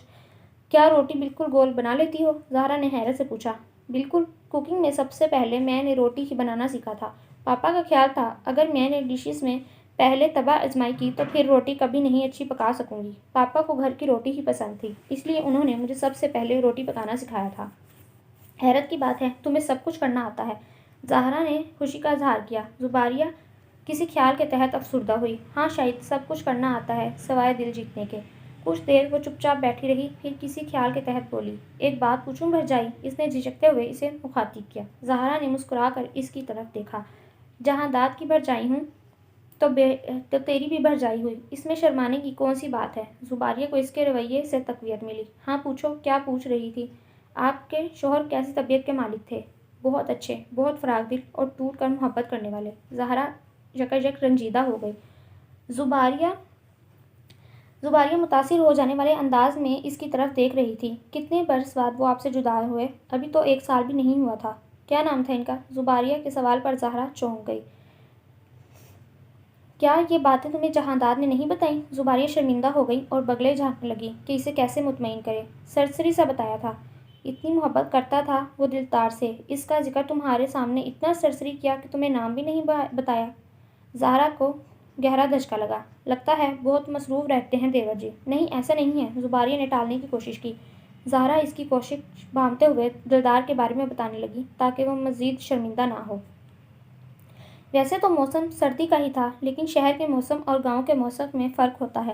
حالانکہ سردی تو اسے پہلے بھی بہت لگتی تھی، یہاں کی سردی تو آسمان سے باتیں کر رہی تھی۔ جیسے جیسے شام ڈھلتی گئی، موسم کی ٹھنڈک میں اضافہ ہوتا گیا۔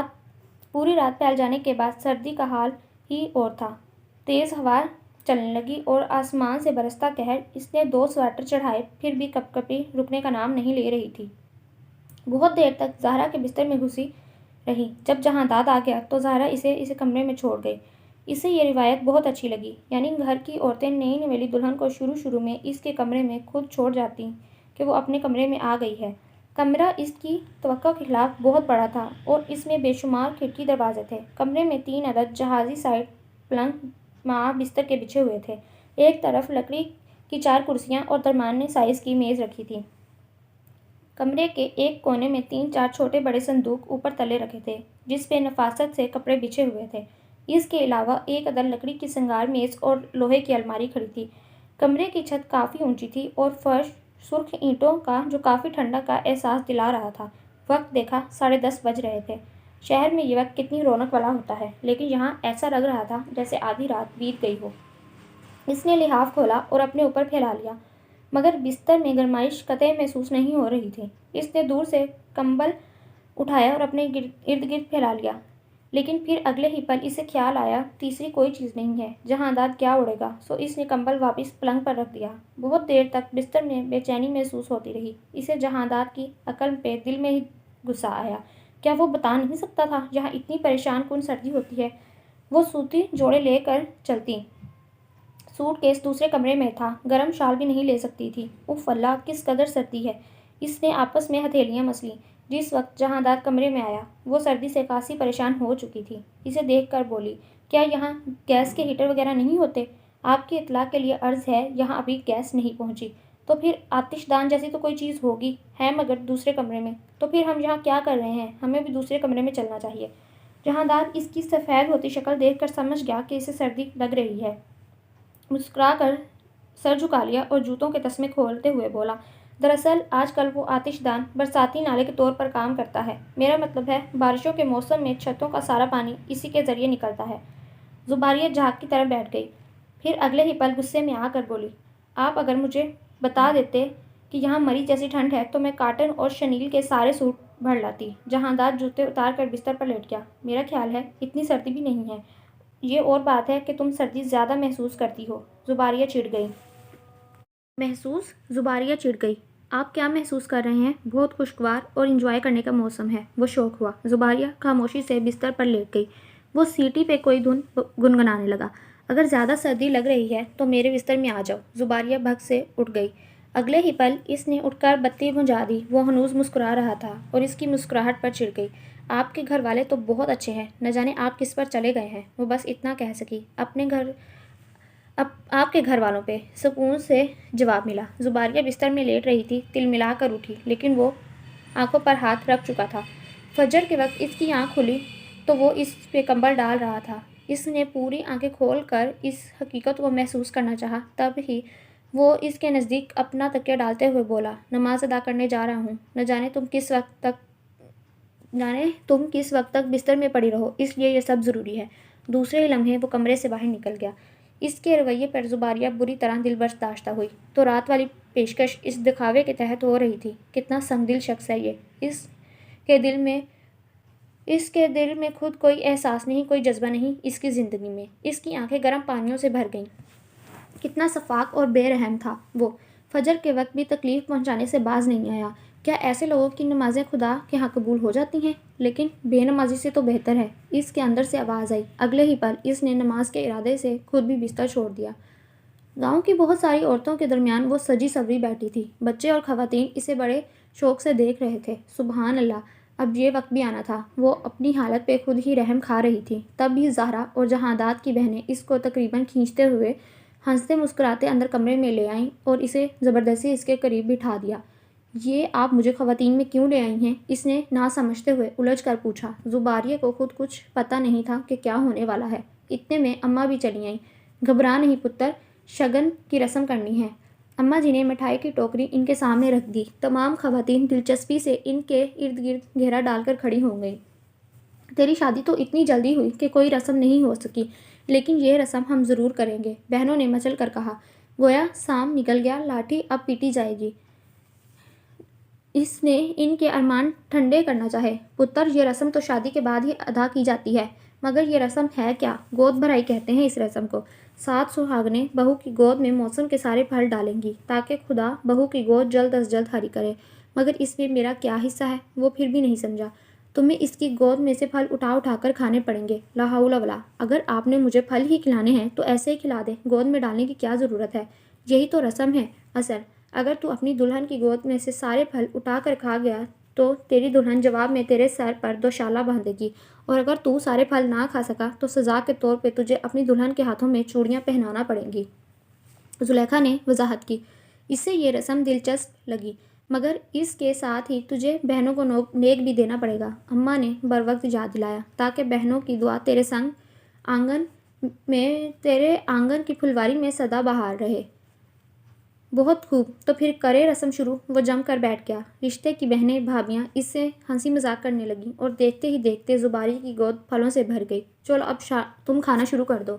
اس کی دلچسپی دیکھنے سے تعلق رکھتی تھی۔ زباریہ کو اس رسم سے بہت جھجک محسوس ہو رہی تھی، تب بھی وہ سر جھکائے چپ چاپ بیٹھی تھی۔ جہاں داد نے کچھ لمحے سوچا کہ وہ کیا کرے۔ اتنے پھل تھے، وہ سارے نہیں کھا سکتا تھا۔ پھر اس نے زباریہ کی طرف دیکھا تو اس وقت کسی دیہات کی پردہ دار اور پرانے ازمودہ طریقوں سے تیار شدہ دلہن دکھائی دے رہی تھی۔ جہاں داد کو اس کے مذائقہ خیز حلیے پر ہنسی آ گئی۔ اسی لمحے جہاں داد نے فیصلہ کر لیا کہ وہ ہر ممکن طریقے سے سارے پھل کھا جائے گا اور اس سے ضرور دوشالہ وصول کرے گا۔ زباریہ دل ہی دل میں مطمئن تھی کہ وہ اتنے سارے پھل نہیں کھا سکتا۔ دیکھتے ہیں وہ چوڑیاں کس طرح پہناتا ہے۔ جہاں داد نے پھل کھانا شروع کر دیے۔ خواتین نے خوب ہلڑ بازی مچائی ہوئی تھی۔ وہ اس سے زیادہ اس نے بے ایمانی کا ثبوت دیا۔ آدھے پھل کھا کر چھوڑ دیتا۔ فلاں چیز میں کیڑا ہے، فلاں گلا ہوا ہے، یہ ایسا ہے، یہ ویسا ہے۔ اس کی چالاکی سے وہ سارے پھل کھانے میں کامیاب ہو گیا۔ چلو بھئی دلہن، اب تم اڑ کر شگن پورا کرو اور اپنے شوہر کے سر پر دوشالہ باندھو۔ زباریہ اس کے سامنے کھڑی ہونا نہیں چاہتی تھی۔ اسے اپنے حلیے پر سخت شرمندگی محسوس ہو رہی تھی۔ ہتھیلیوں پر پسینہ رینگ رہا تھا۔ اماں جی نے اس کو سرخ دوشالہ تھما دیا۔ چلو اب کوشش کرو۔ زباریہ تقریباً رو دینے کو تھی۔ اس کی ہچکچاہٹ کو سبھی نے شرم پر محمول کیا تھا۔ تب ہی اس کی مدد کے لیے جہاں داد کی بھابھی اور بہنیں آ گئیں۔ وہ اس کے دائیں طرف کھڑی ہو گئیں اور دوشالہ اس کے سر پر لپیٹنے لگی، لیکن وہ کبھی دائیں طرف سر ہلا دیتا، کبھی بائیں طرف، کبھی جھک کر کسی سے بات کرنے لگتا۔ دوشالہ بند کر نہیں دے رہا تھا۔ کیا سارا دن وہ تمہیں باندھتی رہے گی؟ خدا کے واسطے سر ایک طرف رکھو تاکہ ہم جلد از جلد نیگ لے سکیں۔ زلیخا نے پیچھے کھڑے ہو کر اس کا سر پکڑ لیا۔ زباریہ نے پھرتی سے الٹا سیدھا دوشالہ اس کے سر پر لپیٹ دیا، یوں کہ اس کی آنکھیں تک چھپ گئیں۔ خواتین تالیاں بجا کر داد دینے لگیں۔ وہ اپنی جگہ بیٹھ گئی۔ چلو اب جلدی سے ایک دوسرے کا منہ میٹھا کرو۔ خدا کی قسم بالکل گنجائش نہیں ہے، جہاں داد نے احتجاج کیا۔ ہمیں نہیں پتہ، منہ تو میٹھا کرنا ہی پڑے گا۔ اس کے ساتھ ہی زہرا نے زباریہ کے ہاتھ میں گلاب جامن دی اور اس کا ہاتھ پکڑ کر گلاب جامن جہاں داد کے منہ میں دے دیا۔ چلو اب تمہاری باری۔ جہاں داد نے آنکھوں سے دوشالہ ہٹایا۔ یہ بے ایمانی ہے، مجھے کیا معلوم میرا منہ کس نے میٹھا کرایا ہے۔ سب ہنسنے لگے۔ بنو نہیں، تمہیں نہیں پتا کس نے کرایا ہے، ہم گواہ ہیں، زباریہ نے ہی تمہارے منہ میں گلاب جامن دی ہے۔ لیکن وہ ماننے کے لیے تیار نہیں تھا اور بضد تھا کہ اس کا منہ دوبارہ میٹھا کرایا جائے۔ بہت دیر ہنگامہ آرائی ہوتی رہی۔ سب اس کی شوخیوں سے محظوظ ہو رہی تھیں، لیکن زباریہ کا دل اس دوگلے پن سے دکھی تھا۔ کاش اس کے یہ احساسات، یہ سب جملے، یہ سب شوخیاں نیچرل ہوتی تو وہ بھی اس رسم سے لطف اندوز ہو سکتی تھی۔ سب کچھ بناوٹی اور کھوکھلا تھا۔ وہ اپنی اس کیفیت پر زباریہ کی آنکھیں بھر آئیں اور اس کا مزید سر جھک گیا۔ تم نے منہ میٹھا کرانا ہے یا سزا کے طور پر تمہیں چوڑیاں سونپی جائے؟ بہنوں نے اسے دھمکی دی۔ بالآخر اماں نے اس بحث کا اختتام کر دیا اور بیٹے کے ہاتھ میں لڈو دے کر بہو کے منہ کی طرف بڑھا دیا۔ زباریہ نے وہ لڈو منہ میں لینے کے بجائے ہاتھ میں لے لیا۔ اسے معلوم تھا وہ صرف قرض اتار رہا ہے، اس کی مہربانیوں پر زیادہ دیر تک مسرور ہونا نہیں چاہیے۔ زباریہ اماں جی کے ساتھ بی بی جی کے ہاں گئی، جن سے وہ گاؤں کی بچیاں قرآن مجید پڑھا کرتی تھیں۔ بابا بھی گھر پر نہیں تھے۔ موقع بہت اچھا تھا۔ زہرا کچھ سوچ کر جہاں داد کے پاس چلی آئی۔ جہاں داد، مجھے تم سے ایک بات کرنی ہے۔ کیا میں کچھ پوچھوں؟ تم سچ مچ بتاؤ گے؟ کیوں نہیں بھرجائی؟ یہی تو افسوس کی بات ہے کہ تم مجھے بھرجائی بھی کہتے ہو اور پرانے خیال کو بھرجائی۔ جہانداد چیخ کر اٹھ کھڑا ہوا۔ دوسرے ہی پل اس نے زہرا کی طرف منہ موڑ لیا۔ جس روز میں نے اپنے سر پر صحرا باندھا تھا اسی روز اس خیال کو اپنے دل سے نکال پھینکا تھا۔ یہ اور بات ہے، آپ کو مطمئن کرنے کے لیے اس بات کی گواہی میں کسی سے نہیں دلا سکتا، کیونکہ میرا دل میرا ایمان ہی جانتا ہے۔ میری طرف سے پیٹھ موڑ کر نہیں، میری طرف منہ کر کے بات کرو۔ زہرا اس کی بات پر شاید مطمئن نہیں ہوئی تھی۔ جہانداد ایڑیوں کے بل گھوم گیا۔ تمہاری اپنی بیوی کے ساتھ تعلقات کیسے ہیں؟ جہانداد چونکا اور گہری فکر انگیز نگاہ اس پر ڈال کر رہ گیا۔ میں نے تم سے کچھ پوچھا ہے؟ وہ خاموش رہا۔ کل گود بھرائی کی رسم میں جہاں سب خوش تھے، حتیٰ کہ تم بھی خوشی کا اظہار بڑھ چڑھ کر رہے تھے، اس کے باوجود تمہاری بیوی اداس تھی۔ مجھے یہ دیکھ کر حیرت ہوئی کہ وہ سر جھکا کر رو رہی تھی، حالانکہ وہ وقت خوشی کا تھا، رونے کا نہیں۔ مجھے کیا معلوم، آپ اسی سے پوچھ لیتی۔ جہانداد نے دانستہ ٹال دیا۔ لیکن تم بھی تو کچھ بتاؤ، میں تم سے پوچھنا چاہتی ہوں۔ وہ پھر بھی چپ رہا۔ کس قسم کی لاتعلقی اور اجنبیت ہے تم دونوں کے مابین؟ باوجود تمہاری زندگی میں شامل ہو جانے کے تمہاری بیوی تمہاری ذات سے بے خبر اور لاتعلق کیوں ہے؟ کس قسم کا خلا ہے تم دونوں کے مابین؟ زباریہ اسی وقت کمرے میں داخل ہوئی تھی۔ جب تم نے اپنی پسند کی شادی کی تھی تو پھر اتنی جلدی کس قسم کے اختلافات پیدا ہو گئے؟ زہرا کی آواز اس کے کانوں سے ٹکرائی تو اس کے قدم کمرے سے باہر ہی رک گئے۔ پسند کی نہیں، زبردستی کی کہیے، وہ تلخی سے بولا۔ کسی قسم کی زبردستی؟ کیا تم زباریہ کو پسند نہیں کرتے تھے؟ زہرا کا لہجہ سخت ہو گیا۔ وہ تو اسے پتا ہوگا یا اس کے باپ کو پتا ہوگا جو یہاں آیا تھا یہ بتانے کے لیے کہ میں نے اس کی بیٹی کے ساتھ بڑی عیاشیاں کی ہیں۔ وہ غضبناک لہجے میں بولا۔ یہ نہیں کہا تھا اس نے، یہ کہا تھا کہ تم دونوں ایک دوسرے کو پسند کرتے ہو، لیکن بابا نے تو یہی سمجھا تھا نا، جب ہی میرا اعتبار نہیں کیا اور سنی سنائی بات کو حرف آخر سمجھ بیٹھے اور زبردستی کا رشتہ طے کر دیا۔ زباریہ گنگ رہ گئی۔ میری بھی کوئی عزت تھی، انا تھی، زباں گروی رکھ کر گیا تھا یہاں۔ زباریہ کے سر پر دھماکہ ہوا۔ بغیر کسی گناہ کے آپ لوگوں نے مجھے سزا کا مستحق قرار دے دیا۔ وہ جیسے آگ اگل رہا تھا۔ زہرا نے درد زدہ نگاہ اس پر ڈالی۔ اس کا مطلب تو یہی ہوا کہ تیری جان ابھی بھی مجھ میں اٹکی ہوئی ہے۔ یہ دھماکہ پہلے والے دھماکے سے زیادہ شدید تھا۔ زباریہ ہل کر رہ گئی۔ بھرجائی! جہانداد احتجاجاً چیخ اٹھا۔ مت کہو مجھے بھرجائی، گور میں پالا ہے تجھے، تیری رگ رگ سے واقف ہوں۔ جس روز تیری شادی ہوئی تھی مجھے اسی روز تیرا مزاج ٹھٹکا تھا۔ انسان زندگی کی نئی راہ میں قدم رکھے اور مسکراہٹ اس کے قریب نہ آئے، کتنا عجیب لگتا ہے۔ اس سے بھی زیادہ عجیب اور خوفزدہ کرنے والا لگا تھا مجھے تیرا رویہ۔ لیکن جب تو یہاں آیا اور تو نے مجھے ایک عرصے بعد بھرجائی کہہ کر پکارا تو میرے سارے دکھ، سارے اندیشے گھل گئے اور بالکل ہلکی پھلکی ہو گئی۔ لیکن میں اندھی نہیں ہوں۔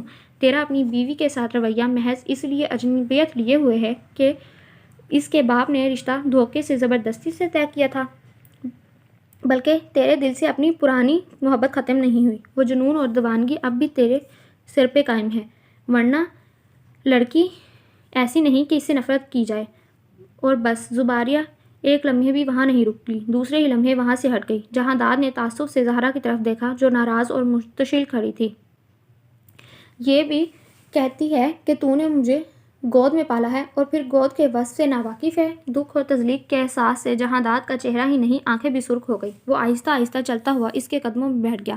زہرا ٹھٹک کر پیچھے ہٹنا چاہتی تھی، لیکن وہ مقابل بیٹھ چکا تھا۔ اعتبار محبت سے بھی بڑی چیز ہوتی ہے، لیکن تو نے کبھی میرا اعتماد نہیں کیا۔ مجھے تجھ سے محبت ہے اور رہے گی، لیکن یہ اور بات ہے کہ اس محبت نے درمیان میں کوئی اور گنجائش نکال لی تھی۔ تو نے اسے میرا پاگل پن سمجھا اور بابا نے مجھے گھر بدر کر دیا۔ وہ بولتے بولتے پھر رک کر کہنے لگا۔ جب ہم کسی سے محبت کرتے ہیں، خواہ وہ چیز ہو یا انسان، تو ہم یہ چاہنے لگتے ہیں کہ اسے تمام خوشیاں دے دیں اور وہ اپنے تمام جذبات سمیت مکمل ہو۔ اور میری محبت کی انتہا تھی کہ میں تجھے تحفظ اور مکمل پن سے قریب کر دینا چاہتا تھا، اور بس۔ میں نے اس سے آگے کچھ نہیں سوچا تھا، مگر آج میں تیرے قدموں پر ہاتھ رکھ کر قسم کھاتا ہوں، جس وقت میری زندگی میں کوئی اور شامل ہوا، باوجود گہری شکست کو دوچار ہونے میں نے تیرا خیال نہ صرف اپنے دل سے نکال دیا، بلکہ تیرے حقیقی رشتے سے ایک بار پھر تجھے قبول کر لیا۔ اس کی باتوں سے زہرا کے دل میں گہرا اطمینان اتر گیا اور اس نے شانت ہو کر اپنی آنکھوں سے آنسو پوچھ لیے اور پھر اس کے سر پر ہاتھ رکھ دیا اور اسے قریب بٹھاتے ہوئے بولی، مجھے تیرا اعتبار آ گیا ہے، لیکن اب اس اعتبار کی ضرورت کسی اور کو بھی ہے۔ جہانداد نے اپنے بازو سے نم آنکھوں کو صاف کیا اور پھر اکھڑے اکھڑے لہجے میں بولا، بعض لوگوں کو یہ زعم ہوتا ہے کہ وہ جو کچھ چاہے حاصل کر لیں گے، لیکن انسان چیز نہیں ہوتا، پاگل، زہرا آہستہ سے مسکرائی۔ بس اتنی سی بات کو تو نے انا کا مسئلہ بنا کر رکھا ہوا ہے، حالانکہ وہ تجھ سے بے پناہ محبت کرتی ہے۔ یہ تو محبت کی جنگ ہے، اس میں فاتح یا مفتو کوئی نہیں ہوتا، بس محبت کرنے والا دل ہوتا ہے، محبت کرنے والی آنکھیں ہوتی ہیں جو غافل دل کو جب چپ چاپ تسخیر کر لیتی ہیں۔ تیری ضد اس کے آگے کچھ نہیں چل سکے گی۔ شاید وہ مجھے تسخیر کر چکی ہے، وہ آہستہ سے بولا۔ زہرا کا منہ حیرانی سے کھلا کا کھلا رہ گیا، پھر وہ مسکرا کر بولی، تو پھر جھگڑا کس بات کا ہے؟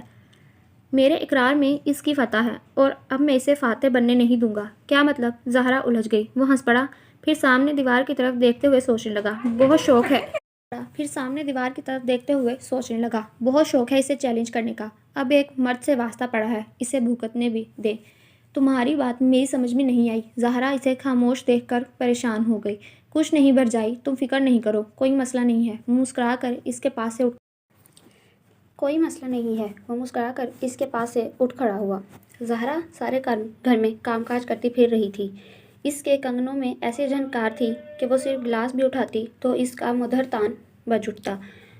دوباریہ بہت دیر سے اسے دیکھ رہی تھی۔ اس میں ایسی کون سی خوبی ہے جو اسے برتری دیتی ہے؟ وہ بہت دیر تک اس سے اپنا موازنہ کرتی رہی، پھر نہ جانے اس کے اندر کیسے احساسات بیدار ہونا شروع ہوئے کہ اس نے زہرا سے نگاہیں ہٹا لی۔ اس کی خواہش تھی کہ وہ جلد از جلد یہاں سے چلی جائے۔ اماں جی، میں گھر جانا چاہتی ہوں۔ اس کی اچانک واپسی کے ارادے پر سبھی چونک گئے۔ کیوں، تمہیں ابھی اسی وقت جانے کی کیا سوجی؟ ابھی تمہیں آئے دن ہی کتنے ہوئے ہیں؟ اماں جی نے پیار سے کہا۔ بس میرا دل نہیں لگ رہا یہاں۔ اس کے انداز میں بے حد اجنبیت تھی۔ کوئی غلطی ہو گئی ہے پتر ہم سے؟ اماں جی پریشان ہو گئی۔ ایسی بات نہیں ہے اماں جی، وہ اکتا کر بولی، پھر آہستہ سے کہنے لگی، مجھے پاپا بہت یاد آ رہے ہیں، میں جلد از جلد گھر جانا چاہتی ہوں۔ ماں نے پیار سے اسے اپنے قریب کر لیا۔ کڑیاں شہر کی ہوں یا گاؤں کی، شادی کے بعد سب ایک سی ہو جاتی ہیں، اکبر ملک نے ہنس کر کہا، پھر اس کے سر پر ہاتھ رکھ کر بولا، چلی جا دھیے، چلی جا، پر ابھی نہیں، صبح کا وقت زیادہ ٹھیک رہے گا۔ وہ تو ایک پل بھی یہاں نہیں رہ سکتی تھی، اور وہ صبح کی بات کر رہے تھے۔ پورا دن پڑا ہے ابھی، اب اگر ہم نکلیں گے تو شام تک پہنچ جائیں گے۔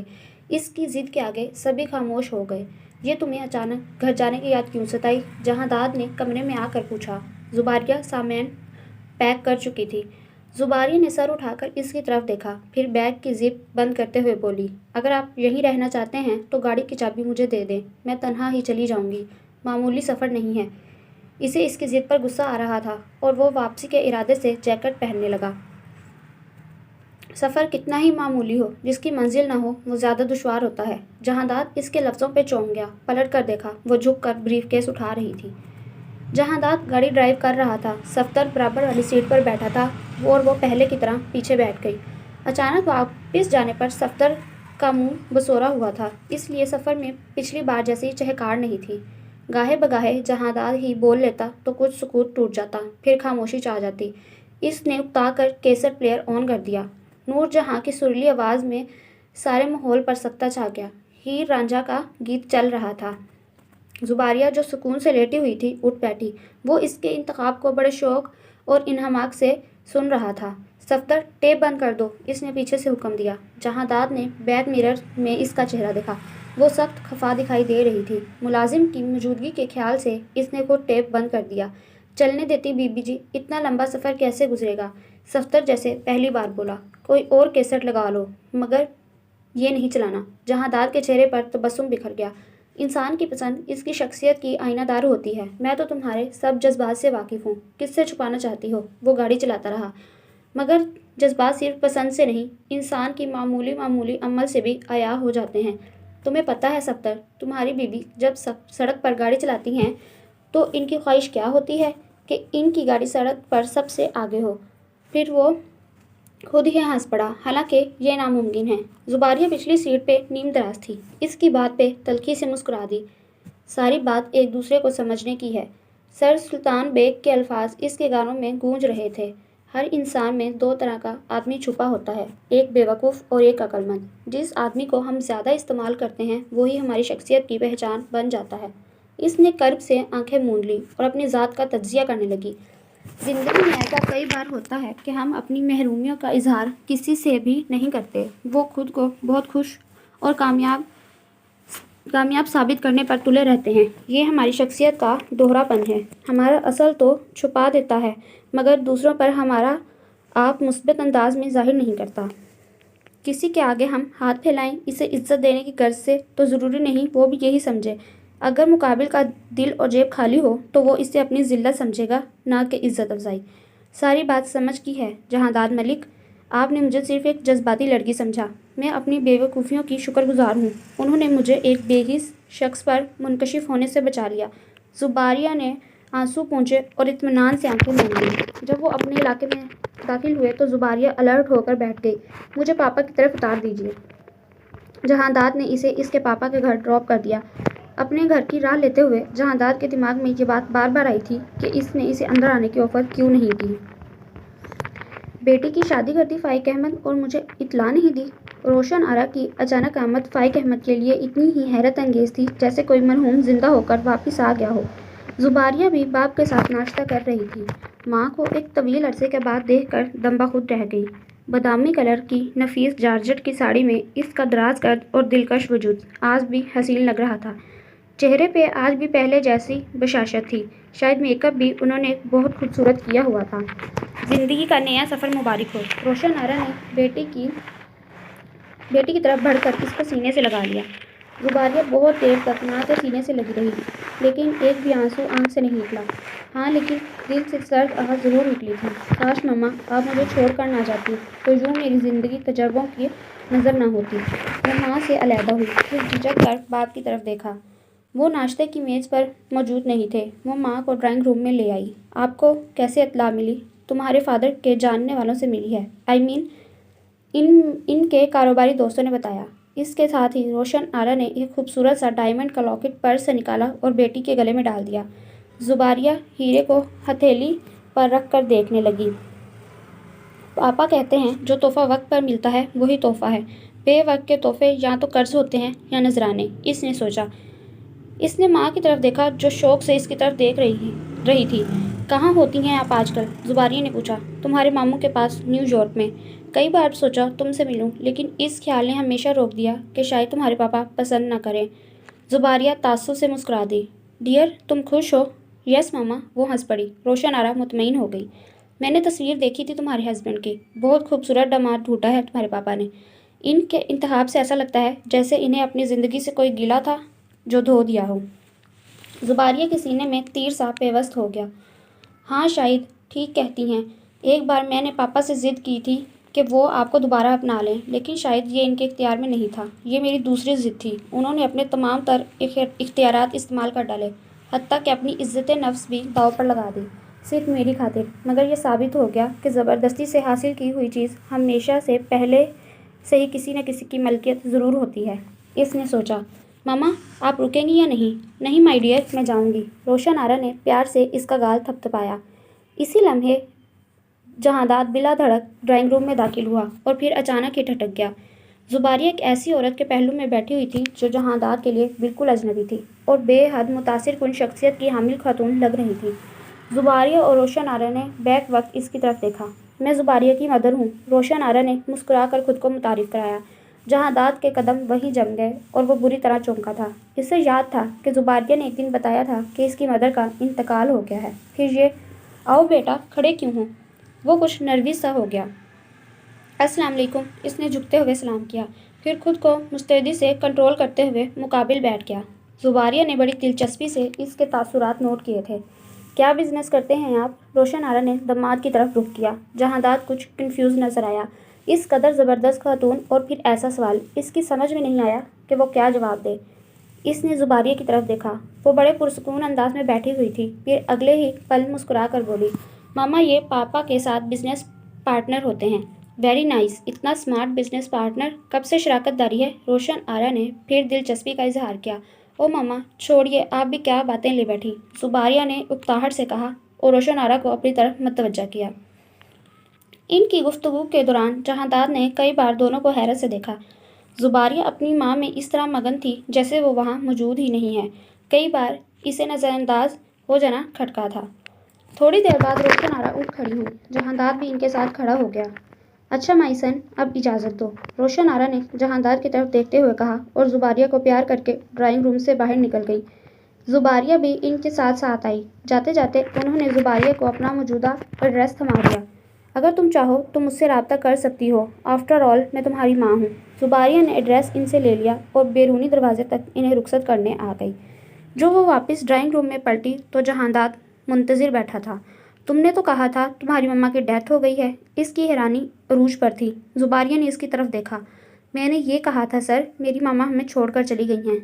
عجیب بات ہے، میں نے ایسا ہی کیوں سمجھا؟ وہ کھسیا کر ہنس پڑا۔ شی از ویری نائس لیڈی، بڑی زبردست ہیں آپ کی مدر، نہایت گریسفل۔ بات چیت کا انداز تو اس سے بھی زیادہ خوبصورت ہے۔ میں حقیقتاً انہیں دیکھ کر حیران رہ گیا۔ مائنڈ اٹ سر، زباریہ نے ترش لہجے میں کہا، وہ آپ کی ماں جیسی ہیں۔ جہانداد کے چہرے کا رنگ اڑ گیا۔ What do you mean? کیا بیٹے ماں کی تعریف نہیں کرتے؟ زباریہ کی پیشانی پہ ناگواری سے لکیر کھینچ گئی۔ شاید کرتے ہوں، لیکن اس میں بیٹے کا با کردار ہونا ضروری ہے۔ جہانداد کی آنکھیں پوری کھل گئیں۔ اس بات پہ اس کی پیشانی پانی کی بوندوں سے چمک اٹھی تھی۔ اس نے جیب سے رومال نکال کر پیشانی سے پسینہ صاف کیا۔ اسی لمحے فون بج اٹھا۔ زباریہ فون کی طرف متوجہ ہو گئی۔ تھوڑی دیر بعد اس نے فون بند کر دیا۔ جہانداد خود کو سنبھال چکا تھا۔ میں نے صرف اس سینس میں تمہاری مدر کی تعریف کی تھی کہ وہ اتنی شاندار ہونے کے باوجود اس گھر میں کیوں نہیں رہ سکی۔ یہ ان کی مرضی ہے، زباریہ نے تیکھا سا جواب دیا۔ اس کا رویہ جہانداد کو بہت برا لگا۔ تمہارے فادر کے ساتھ شاید ان کی اس لیے نہیں نبھ سکی کیونکہ وہ بالکل ان میچ جوڑی تھی۔ یقیناً وہ ان کے ساتھ بہت آکورڈ لگتے ہوں گے۔ مسٹر ملک، زباریہ نے گھبرا کر اس کی طرف دیکھا۔ میں اپنے پاپا کے بارے میں کچھ نہیں سن سکتی۔ ہی از ویری بیوٹیفل پرسن۔ میرے پاپا دنیا کے خوبصورت ترین مرد ہیں، اور خوبصورت مرد وہی ہوتا ہے جو عورت کی عزت کرنا جانتا ہے، اس سے محبت کرنا جانتا ہے، اس کی اہمیت سے واقف ہے، ہر رشتے کا تقدس بحال رکھتا ہے۔ چہروں سے اور قد کاٹ سے مرد خوبصورت نہیں بن جاتے۔ جہانداد کے چھکے چھوٹ گئے۔ وہ یکلخت کھڑا ہو گیا۔ اور سننا چاہیں گے آپ خوبصورت مرد کی تعریف؟ جو انسان حالات کے بہتے دھاروں کے ساتھ سفر کرے۔ حالات انسان کے جنون سے رخ نہیں بدلتے سر، انسان کو خود حالات کے مطابق بدلنا پڑتا ہے۔ اور جو لوگ ایسا سمجھتے ہیں کہ وہ حالات کا تو کچھ نہیں بگاڑ سکتے، البتہ ان کے رویے اس حد تک بدصورت ہو جاتے ہیں کہ دوسروں کو ان سے خوف آنے لگتا ہے۔ زندگی میں پہلی بار جہانداد زباریہ سے لاجواب ہوا تھا، اور وہ بھی اس طرح کہ اس کی کچھ سمجھ میں نہیں آ رہا تھا کہ وہ کیا کرے۔ میں تمہاری بات کا مطلب نہیں سمجھا، وہ یکسر انجان بن کر بولا تو زباریہ مسکرائی۔ خوب، یہ بھی میں سمجھاؤں؟ پوچھ لیا ہوتا اپنی بھرجائی کم اور محبوبہ سے۔ آگے ایک لفظ نہیں بولنا۔ دکھ و اشتعال سے اگلے ہی لمحے جہانداد کا ہاتھ اٹھ گیا۔ زباریہ ذرا فاصلے پر نہ کھڑی ہوتی تو یہ ہاتھ پھر سے اس کے چہرے کی زینت بن جاتا۔ جہانداد کا ہاتھ فضا میں ہی بلند رہ گیا۔ زباریہ بھپر کر اس کے سامنے آئی، پھر اس کا ہاتھ جھٹکتے ہوئے بولی، مسٹر ملک، یہ بات دھیان میں رکھنا، یہ میرے باپ کا گھر ہے، آپ کا ذاتی بیڈ روم نہیں، جہاں آپ کی غلطیاں بار بار دہراتے رہیں گے۔ کسی گمان میں نہ رہیے گا کہ ہر بار آپ کی غلطی معاف کرنے کے لیے زباریہ اپنے باپ کے سامنے ڈٹ جائے گی۔ جہانداد بری طرح تلملا گیا۔ اس کے ہوش ہی کیا مزاج بھی ٹھکانے پر آ گئے۔ پاپا کا فون آیا تھا، انہوں نے آپ کو آفس بلایا ہے، جانا چاہیے تو چلے جائیے گا۔ زباریہ نے جھک کر میز پر سے اخبار اٹھایا اور اپنے کمرے میں چلی گئی۔ دن بھر وہ سخت ٹینشن میں مبتلا رہا۔ بالآخر 9:30 بجے کے قریب اس نے فون کھڑکا دیا۔ ملازم نے فون ریسیو کیا۔ زباریہ بی بی، آپ کا فون ہے۔ کون ہے؟ اس نے ٹی وی کی آواز ہلکی کر دی۔ جہانداد صاحب، ان سے کہو میں گھر پر نہیں ہوں، اور پھر اسکرین کی طرف متوجہ ہو گئی۔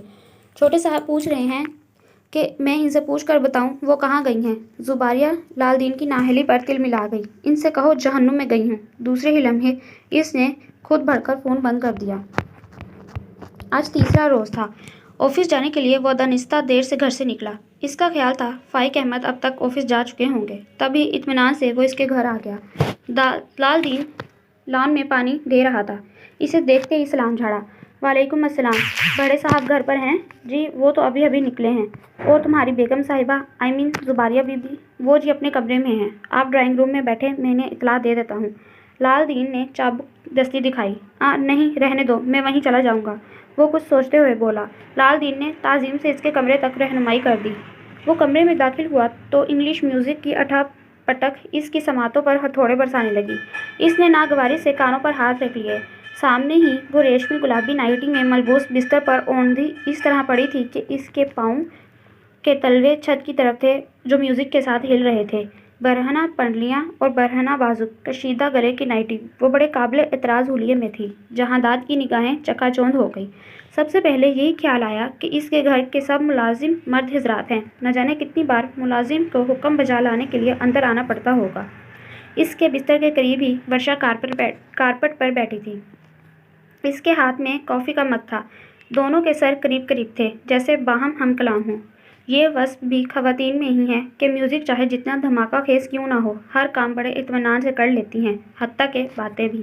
اس نے آگے بڑھ کر ڈیک آف کر دیا۔ دونوں نے چونک کر دیکھا۔ اگلے ہی پل ورشا اٹھ کھڑی ہوئی۔ السلام علیکم سر۔ وعلیکم السلام، اس نے مسکرا کر جواب دیا۔ زباریہ ایسے ہی پڑی رہی۔ جہانداد کو عجیب سا لگا۔ اس نے ورشا کی طرف دیکھا، پھر بے حد شائستگی سے معذرت طلب لہجے میں کہا، پلیز مجھے کچھ پرسنل بات کرنی ہے۔ ورشا خود اس سچویشن سے نروس ہو رہی تھی، باہر جانے لگی۔ اگلے ہی پل زباریہ بول پڑی، ورشا تم باہر نہیں جاؤ گی۔ وہ جھٹکے سے اٹھ بیٹھی، کیونکہ میرا ان سے کوئی پرسنل معاملہ نہیں ہے۔ ورشا بکھلا گئی، پھر زباریہ کو گھور کر یوں دیکھا جیسے دل ہی دل میں کہہ رہی ہو، اپنا حلیہ دیکھو بے غیرت۔ سر آپ بیٹھیں، میں باہر جا رہی ہوں۔ اگلے ہی پل وہ کمرے سے باہر نکل گئی۔ اس کے جانے کے بعد جہانداد نے دروازہ بند کر دیا، پھر اس کے نزدیک صوفے پر بیٹھتے ہوئے بولا، نائٹی رات کا لباس ہوتی ہے، سحر کے ساتھ ہی اسے بدل لینا چاہیے۔ زباریہ اس کی بات پر ہنس پڑی، جیسے بہت محظوظ ہوئی ہو، یعنی یہ مردوں کی ذات کی طرح ہے، بدلنا شرط جو ٹھہری۔ کیا تم شادی سے پہلے بھی ایسے لباس پہنتی تھی؟ اس کے دوسرے سوال پہ زباریہ ہنس ہنس کر دوہری ہو گئی، پھر سنجیدہ ہو کر بولی، سر میں نے تو کبھی نہیں پوچھا کہ آپ سے کہ آپ شادی سے پہلے کیا کرتے تھے۔ جہانداد اس کی بات پر جزیر ہو کر رہ گیا۔ یہی تمہاری سب سے بڑی غلطی ہے کہ تم نے اس فیصلے میں صرف اپنی ذات کو ترجیح دی اور میرے متعلق جاننے کی کوشش نہیں کی۔ میں اپنی غلطی کا اعتراف کر رہی ہوں۔ زباریہ مسکرائی، تمہیں میرے متعلق جو کچھ معلومات ہیں، میں اس پہ قطعی شرمندہ نہیں ہوں۔ البتہ میں شرمندہ ہو گئی تھی، اس لیے فوراً وہاں سے لوٹ آئی۔ بہتر ہوتا کہ تم ساری باتیں جان کر لوٹتی۔ اس کی ہٹ دھرمی پر وہ کلس کر بولا، مجھے کیا ضرورت پڑی ہے آپ کے بارے میں جاننے کی؟ مجھے بھی کوئی ضرورت نہیں ہے اپنے متعلق بتانے کی، انڈرسٹینڈ؟ اس لیے کہ کیونکہ یہ تمہارا یک طرفہ فیصلہ تھا، اور نہ ہی میں تمہارے سامنے کسی بھی وضاحت کو ضروری سمجھتا ہوں۔ کون ہوتی ہو تم جس کے سامنے میں اپنا ماضی بیان کروں اور دلیلیں دوں؟ یہ بات تمہیں سوچنی چاہیے تھی۔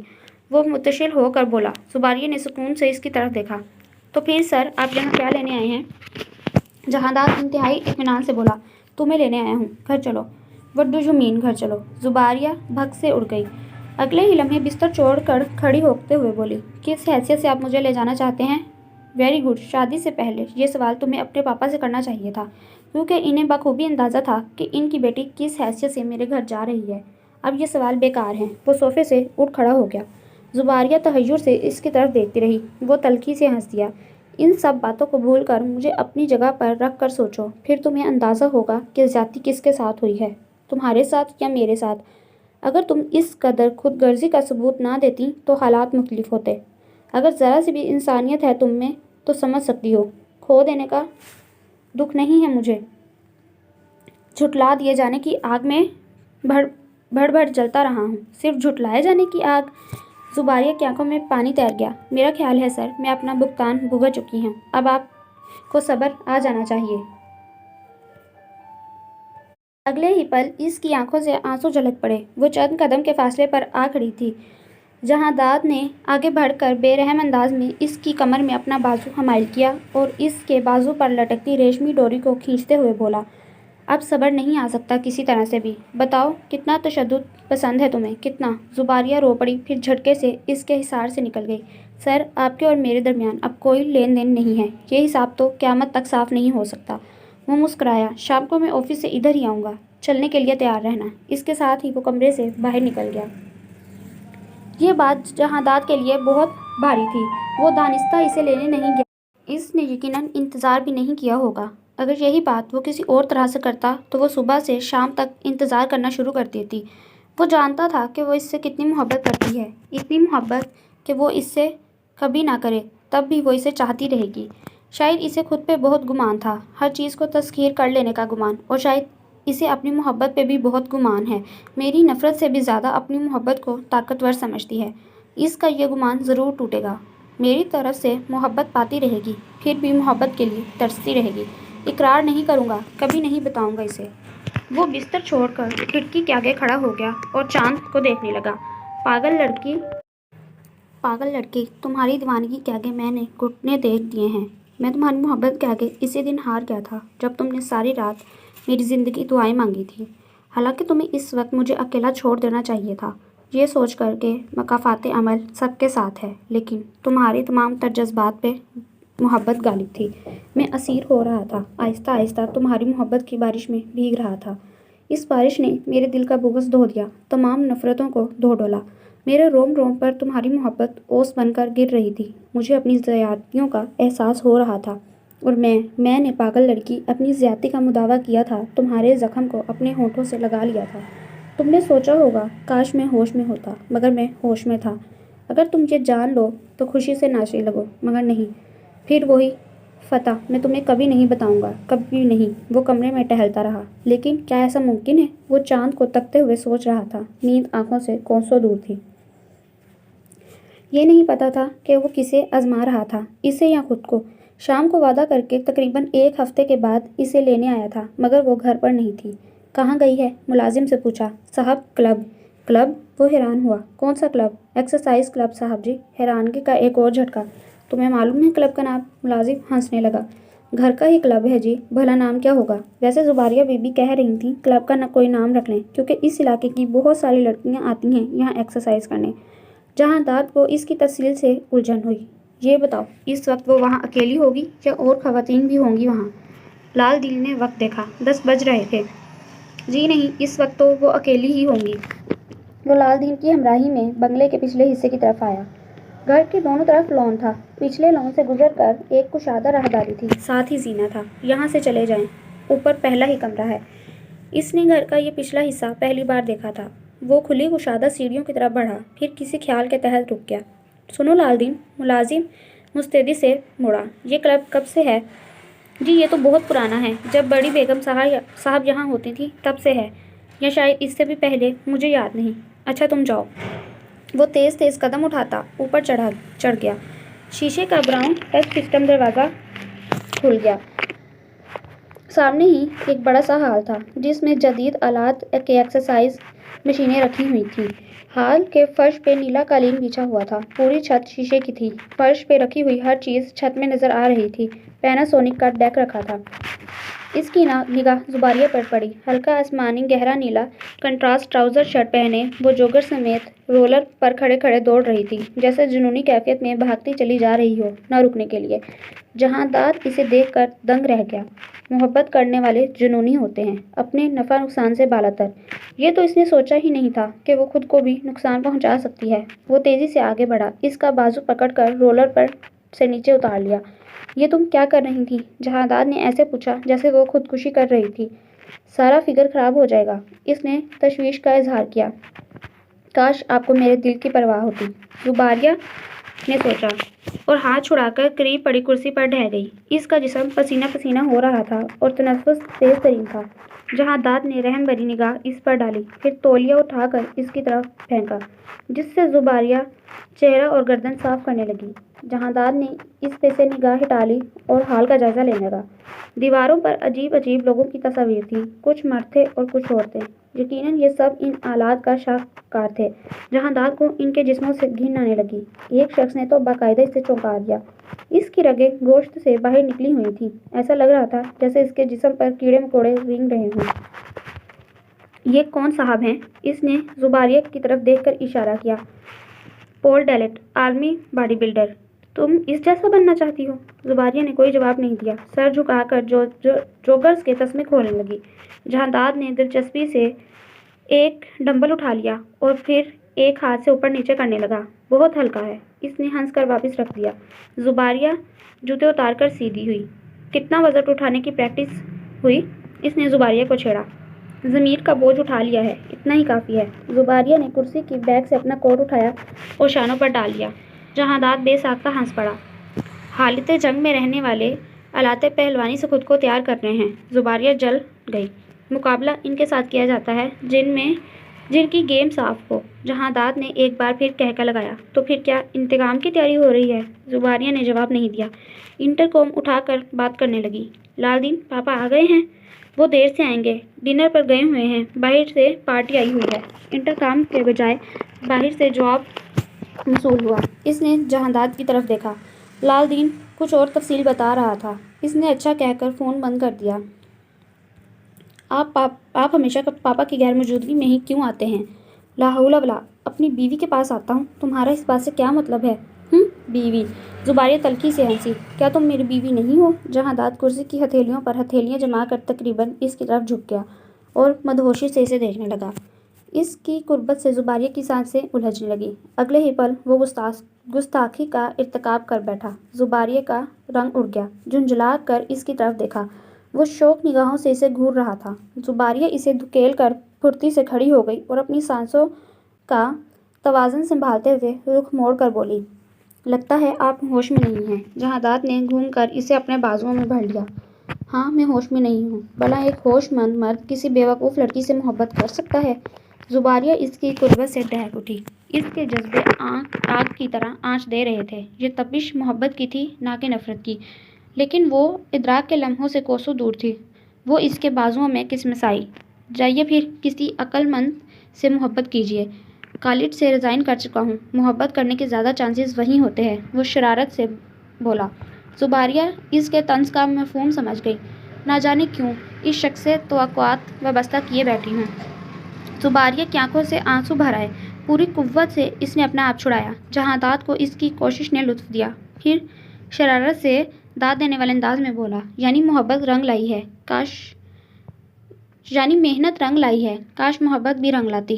اس نے افسوس سے کہا اور ہتھیلی سے آنسو رگڑ لیے۔ جہانداد زور سے ہنس پڑا۔ یہ لڑکی اسے مجبور کر رہی تھی، اپنے تمام تر پیش بندیوں کے سامنے ہار رہا تھا، تمام تر لاہے عمل بیکار ثابت ہو رہے تھے۔ وہ اس کے مقابل آ کر کھڑا ہو گیا جیسے ہار گیا ہو، تھک گیا ہو۔ پھر اسے شانوں سے پکڑ لیا اور مسکراتے ہوئے بولا، جانے من میں ہار گیا اور تم جیت گئی، لیکن اظہار محبت سے پہلے میں تمہارے دل کو اپنی طرف سے صاف کرنا چاہتا ہوں، تاکہ اس دل کے موسم ہمیشہ میرے لیے تابندہ رہیں۔ اس نے آہستہ آہستہ اپنی امیر حمزہ سنانا شروع کر دی۔ زباریہ حیرانی سے اس کی طرف دیکھ رہی تھی۔ جہانداد اس کی طرف دیکھ کر مسکرایا۔ پھر یوں ہوا کہ وہ لڑکا شہر آ گیا۔ بہت جلد ہی اسے ایک چالاک لڑکی ملی۔ ویسے تو اور بھی لڑکیاں چالاک تھیں، تبھی اس نے اس بھولے والے لڑکے کو اپنے جال میں پھنسا لیا۔ اس نے شرارت سے اس کے بازو اس کی کمر کے گرد ہماری کر دیے۔ پھر وہ لڑکی اسے محبت سکھانے لگی۔ اس لڑکے کو اس کا کوئی بھی انداز پسند نہیں آیا، لیکن ایک رات وہ اپنا چہرہ اس کے قریب لے آیا۔ زباریہ کے ہوش جاتے رہے۔ وہ خوف زدہ سی پیچھے کی طرف پلٹ گئی۔ وہ لڑکی اس لڑکے کو بے ہوش سمجھ کر مسیحائی کے لمس نوازتی رہی، یہاں تک کہ وہ لڑکا اپنی چارہ گر کے فسوں میں قید ہو کر رہ گیا۔ حیرت سے زباریہ کی آنکھیں پھٹ گئیں۔ وہ بس زمین میں گرنے کو تیار تھی۔ اس لڑکی نے بڑی چالاکی سے اپنی چاہت کا اسیر اس لڑکے کو بنا لیا۔ اب سوال یہ پیدا ہوتا ہے کہ وہ لڑکا اپنی شکست کا اعتراف کرے گا یا نہیں۔ ایک دن اس نے فیصلہ کر لیا کہ وہ کبھی اپنے جذبے اس پر عیاں نہیں کرے گا، مگر لڑکی کی محبت زیادہ طاقتور تھی۔ اس نے لڑکے کو مجبور کر دیا۔ اگلے ہی پل زباریہ گھوم کر اس کے حصار سے نکل گئی اور تیزی سے اس سے دور ہو گئی۔ اس کے ابھی تک سمجھ نہیں آ رہا تھا کہ چند ہی لمحوں میں کیا ہوا، یہ سب سچ تھا یا یوں ہی۔ حیرت اور خوف سے وہ جہانداد کی طرف دیکھ رہی تھی۔ وہ اس کے قریب آ گیا، پھر اس کے دھواں ہوتے چہرے کو دیکھ کر مسکرایا۔ اب لڑکے نے فیصلہ کیا وہ باقی کہانی گھر جا کے سنائے گا، تاکہ لڑکی اطمینان سے سن سکے۔ وہ اس کی کیفیت سے لطف اٹھاتے ہوئے پینٹ کی جیبوں میں ہاتھ ڈال کر سیدھا ہوا۔ چلیے جہانداد، گھر چلتے ہیں۔ زباریہ نے اس کی طرف یوں دیکھا جیسے ہوش و خرد سے بیگانہ ہو گئی ہو۔ موسم تھا یا آفت، اس کا آفس جانے کا قطعی دل نہیں چاہ رہا تھا۔ مارے باندھے جانے کی تیاری کر رہا تھا اور سوچ رہا تھا آفس سے چھٹی حاصل کرنے کے لیے کون سا نیا طریقہ اختیار کرے کہ زباریہ اس کی چھٹی پر رضامند ہو جائے۔ رسٹ واچ باندھتے ہوئے معاً اس کی نگاہ گھڑی کے نمبروں سے الجھ گئی۔ 1 جنوری 1999۔ آج سال کا پہلا دن تھا۔ اس کا دل بلیوں اچھلا۔ اب چھٹی کا مرحلہ آسان تھا۔ وہ زباریہ کو تلاش کرتے ہوئے کچن میں آ گیا۔ سرخ ویلوٹ کے سوٹ میں ملبوس، بلیک شال ڈالے وہ ناشتہ بنانے میں مصروف تھی۔ پہلے تو موسم کی سازش تھی، اب وہ خود آزمائش بنی کھڑی تھی۔ جہانداد کا دل اور بھی مچل گیا۔ Happy new year. وہ چپکے سے اس کے نزدیک آ گیا۔ زباریہ ڈر گئی۔ وہ ہنس پڑا۔ دوسرے ہی پل زباریہ بھی ہنس پڑی۔ یو ٹو، اس نے آہستگی سے کہا۔ یوں نہیں، کسی اور طرح سے وش کرو تاکہ سال بھر مجھے یہ پہلا دن یاد آئے۔ مثلاً کس طرح؟ زباریہ نے نہ سمجھتے ہوئے دلچسپی سے اس کی طرف دیکھا۔ میرے سر سے آپ مجھے چھٹی دلا دو، اس نے معصوم سی صورت بنائی۔ زباریہ ہنس پڑی۔ سال کے پہلے ہی دن چھٹی کی تو سارا سال چھٹیوں میں گزرے گا، اسی لیے آج کے دن چھٹی کرنا بدشگونی ہے۔ آپ آفس جائیں، پاپا کے پہلے ہی 2 فون آ گئے ہیں۔ جہانداد کا منہ اتر گیا۔ میڈم پلیز، اس نے زباریہ کے شانے پر تھوڑی ٹکا کر فرمائش کی۔ زباریہ نے نفی میں سر ہلایا۔ میری پیاری بیوی، وہ بس ضد ہوا۔ زباریہ نے ہنس کر نفی میں گردن ہلائی۔ دس از مائی آرڈر، وہ استاد بنا۔ زباریہ دیر تک ہنستی رہی۔ مگر آپ چھٹی کر کے کریں گے کیا؟ وہ انڈا فرائی کرنے لگی۔ آپ کو دیکھیں گے، موسم سے لطف اٹھائیں گے، وہ دھیرے سے بولا۔ پھر تو قطعی آپ کی سفارش نہیں ہو سکتی۔ زباریہ میز پر ناشتہ رکھنے لگی۔ وہ بے چین ہو کر اس کے پیچھے آ گیا۔ چلو اچھا، کوئی اچھی سی مووی دیکھیں گے جو تمہاری پسند کی ہو۔ باز آئی میں آپ کے ساتھ فلم دیکھنے سے۔ فلم کم دیکھتے ہیں، ڈائیلاگ کا عملی مظاہرہ زیادہ ہوتا ہے۔ جہانداد ہنس ہنس کر دوہرا ہو گیا۔ اس سے یہ ثابت ہوتا ہے کہ آپ کو اکیلے اکیلے محبت کرنے کا شوق ہے۔ ہم میدان میں آئے تو آپ بغل ہو گئیں۔ وٹ ڈو یو مین بغل؟ زباریہ اس نے لفظ سے محظوظ ہوئی۔ میدان چھوڑ کر بھاگ جانا۔ وہ اس کے سوال پر ہنس کر بولا۔ زباریہ سر جھٹک کر ہنس پڑی۔ ایک استاد کی یہ اردو! گاؤں کے ماحول کا بھی تو کچھ اثر ہونا چاہیے۔ دوسرے ہی پل خوشی سے اس کی آنکھیں چمک اٹھیں۔ سنو، کیوں نہ گاؤں چلیں؟ نہ بابا نہ، یہاں اتنی سردی ہے، وہاں کیا حال ہوگا؟ زباریہ نے گاؤں کے خیال سے پناہ مانگی۔ اسی لیے تو آفر کر رہا ہوں۔ جہانداد نے ہنسی دبائی۔ زباریہ کے چہرے پر کئی رنگ آ کر بکھر گئے۔ اب کی بار میں اتنے موٹے سوٹ لے کر جاؤں گی کہ مجھے لحاف بھی اوڑھنا نہیں پڑے گا۔ ہاں ہاں، یعنی پیراشوٹ کا لباس۔ زباریہ روحانسی ہو گئی۔ اب تو بالکل بھی چھٹی لے کر نہیں دوں گی۔ جہانداد ہنستا چلا گیا۔ پھر اس کے قریب آ کر سرگوشیانہ انداز میں بولا۔ اینی وے، میں خود فون کر کے کہہ دیتا ہوں سر، آپ کی بیٹی نے مجھے آنے نہیں دیا۔ مجھ سے زیادہ موسم کا اثر اس پر ہو رہا ہے۔ اگلے ہی پل شرم سے زباریہ کے ہونٹ سل گئے اور نگاہیں جھک گئیں۔ جہانداد اس کے پیچھے کھڑا مسکرا دیا۔ پھر اسے اپنے بازوؤں میں لیتے ہوئے اپنی تھوڑی اس کے شانے پہ ٹکا لی اور آہستہ سے بولا۔ زیب۔ زباریہ اپنے ہاتھ اس کے بندھے ہوئے ہاتھوں پر رکھ دیے، جیسے اپنے تحفظ پر ناز کر رہی ہو۔ تم نے مجھے معاف کر دیا؟ جہانداد کے انداز میں جھجک بھی تھی اور ندامت بھی۔ زباریہ مسکراتے ہوئے اس کے کف لنکس چھیڑنے لگی۔ محبت میں معافی کا کیا سوال؟ زباریہ نے وسط قلبی کے آگے اس سے اپنا آپ حقیر لگنے لگا۔ اس نے تڑپ کر زباریہ کو اپنی طرف موڑ لیا۔ میں نے تمہارے ساتھ بہت ظلم کیے ہیں زیب، بہت نادانیاں سرزد ہوئی ہیں مجھ سے، جائز اور ناجائز تم پر میرا ظلم ہوا ہے۔ اس کے باوجود تم نے مجھے معاف کر دیا۔ کیا ایک دن بھی تمہیں مجھ پر غصہ نہیں آیا؟ یہاں سے بھاگ جانے کو دل نہیں چاہا؟ مجھ سے نفرت نہیں ہوئی؟ کیسی محبت تھی تمہاری زیب؟ آخر ایسا بھی کیا تھا مجھ میں؟ زباریہ نے مسکرا کر سر جھکا لیا۔ میں نے آپ کو پہلی بار دیکھا تو آپ مجھے کسی ایسے مرد کی طرح لگے تھے جو میری تمام تر کی عمر کی محرومیوں کو مجھ سے دور کر دے گا۔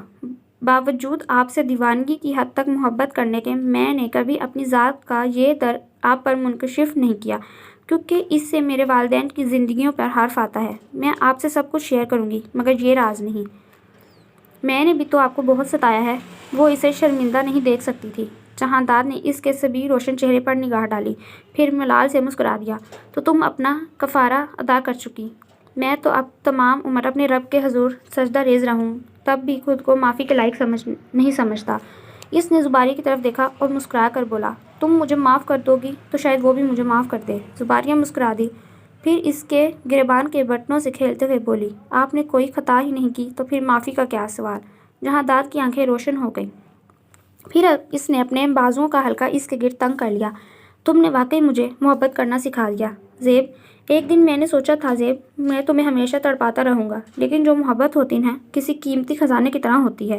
جو بھی اس سے مالا مال ہو جائے، اسے چھپانے پر قادر نہیں ہوتا، بلکہ اظہار کے لیے بے قرار ہو جاتا ہے، جس طرح میں بے قرار رہنے لگا ہوں۔ زباریہ اس کی شدتوں کے سامنے خاموش تھی۔ وہ اس کے اس قدر نزدیک تھا کہ شرم سے وہ بول ہی نہیں پائی۔ کچھ تو بولو زیب۔ وہ اسے خاموش دیکھ کر چھیڑنے لگا۔ وہ کیا بولتی؟ بارش کوئی سی بھی ہو، اس میں بھیگتے ہوئے بوند بوند کا حساب نہیں دیا جاتا، وہ تو بس محسوس کرنے کا وقت ہوتا ہے۔ اس کا تن من محبت کی بارش میں بھیگ رہا تھا۔ اس نے سرشاری سے اپنا سر جہانداد کے سینے سے ٹکا دیا، یہ سوچ کر تمام جذبے لفظوں کے محرونے منت نہیں ہوتے۔ سال کا پہلا ہی دن کتنا خوبصورت تھا، یوں جیسے عمر کا ہر لمحہ ہر دن نیا ہو، کسی نوخیز دلہن کی طرح آراستہ ان کا سواگت کرنے کو تیار تھا۔ So listeners, this was the end of novel تیری راہ میں رول گئی وے۔ بہت ہی جلد کسی نئے ناول کے ساتھ حاضر ہوتے ہیں، تب تک کے لیے اللہ حافظ۔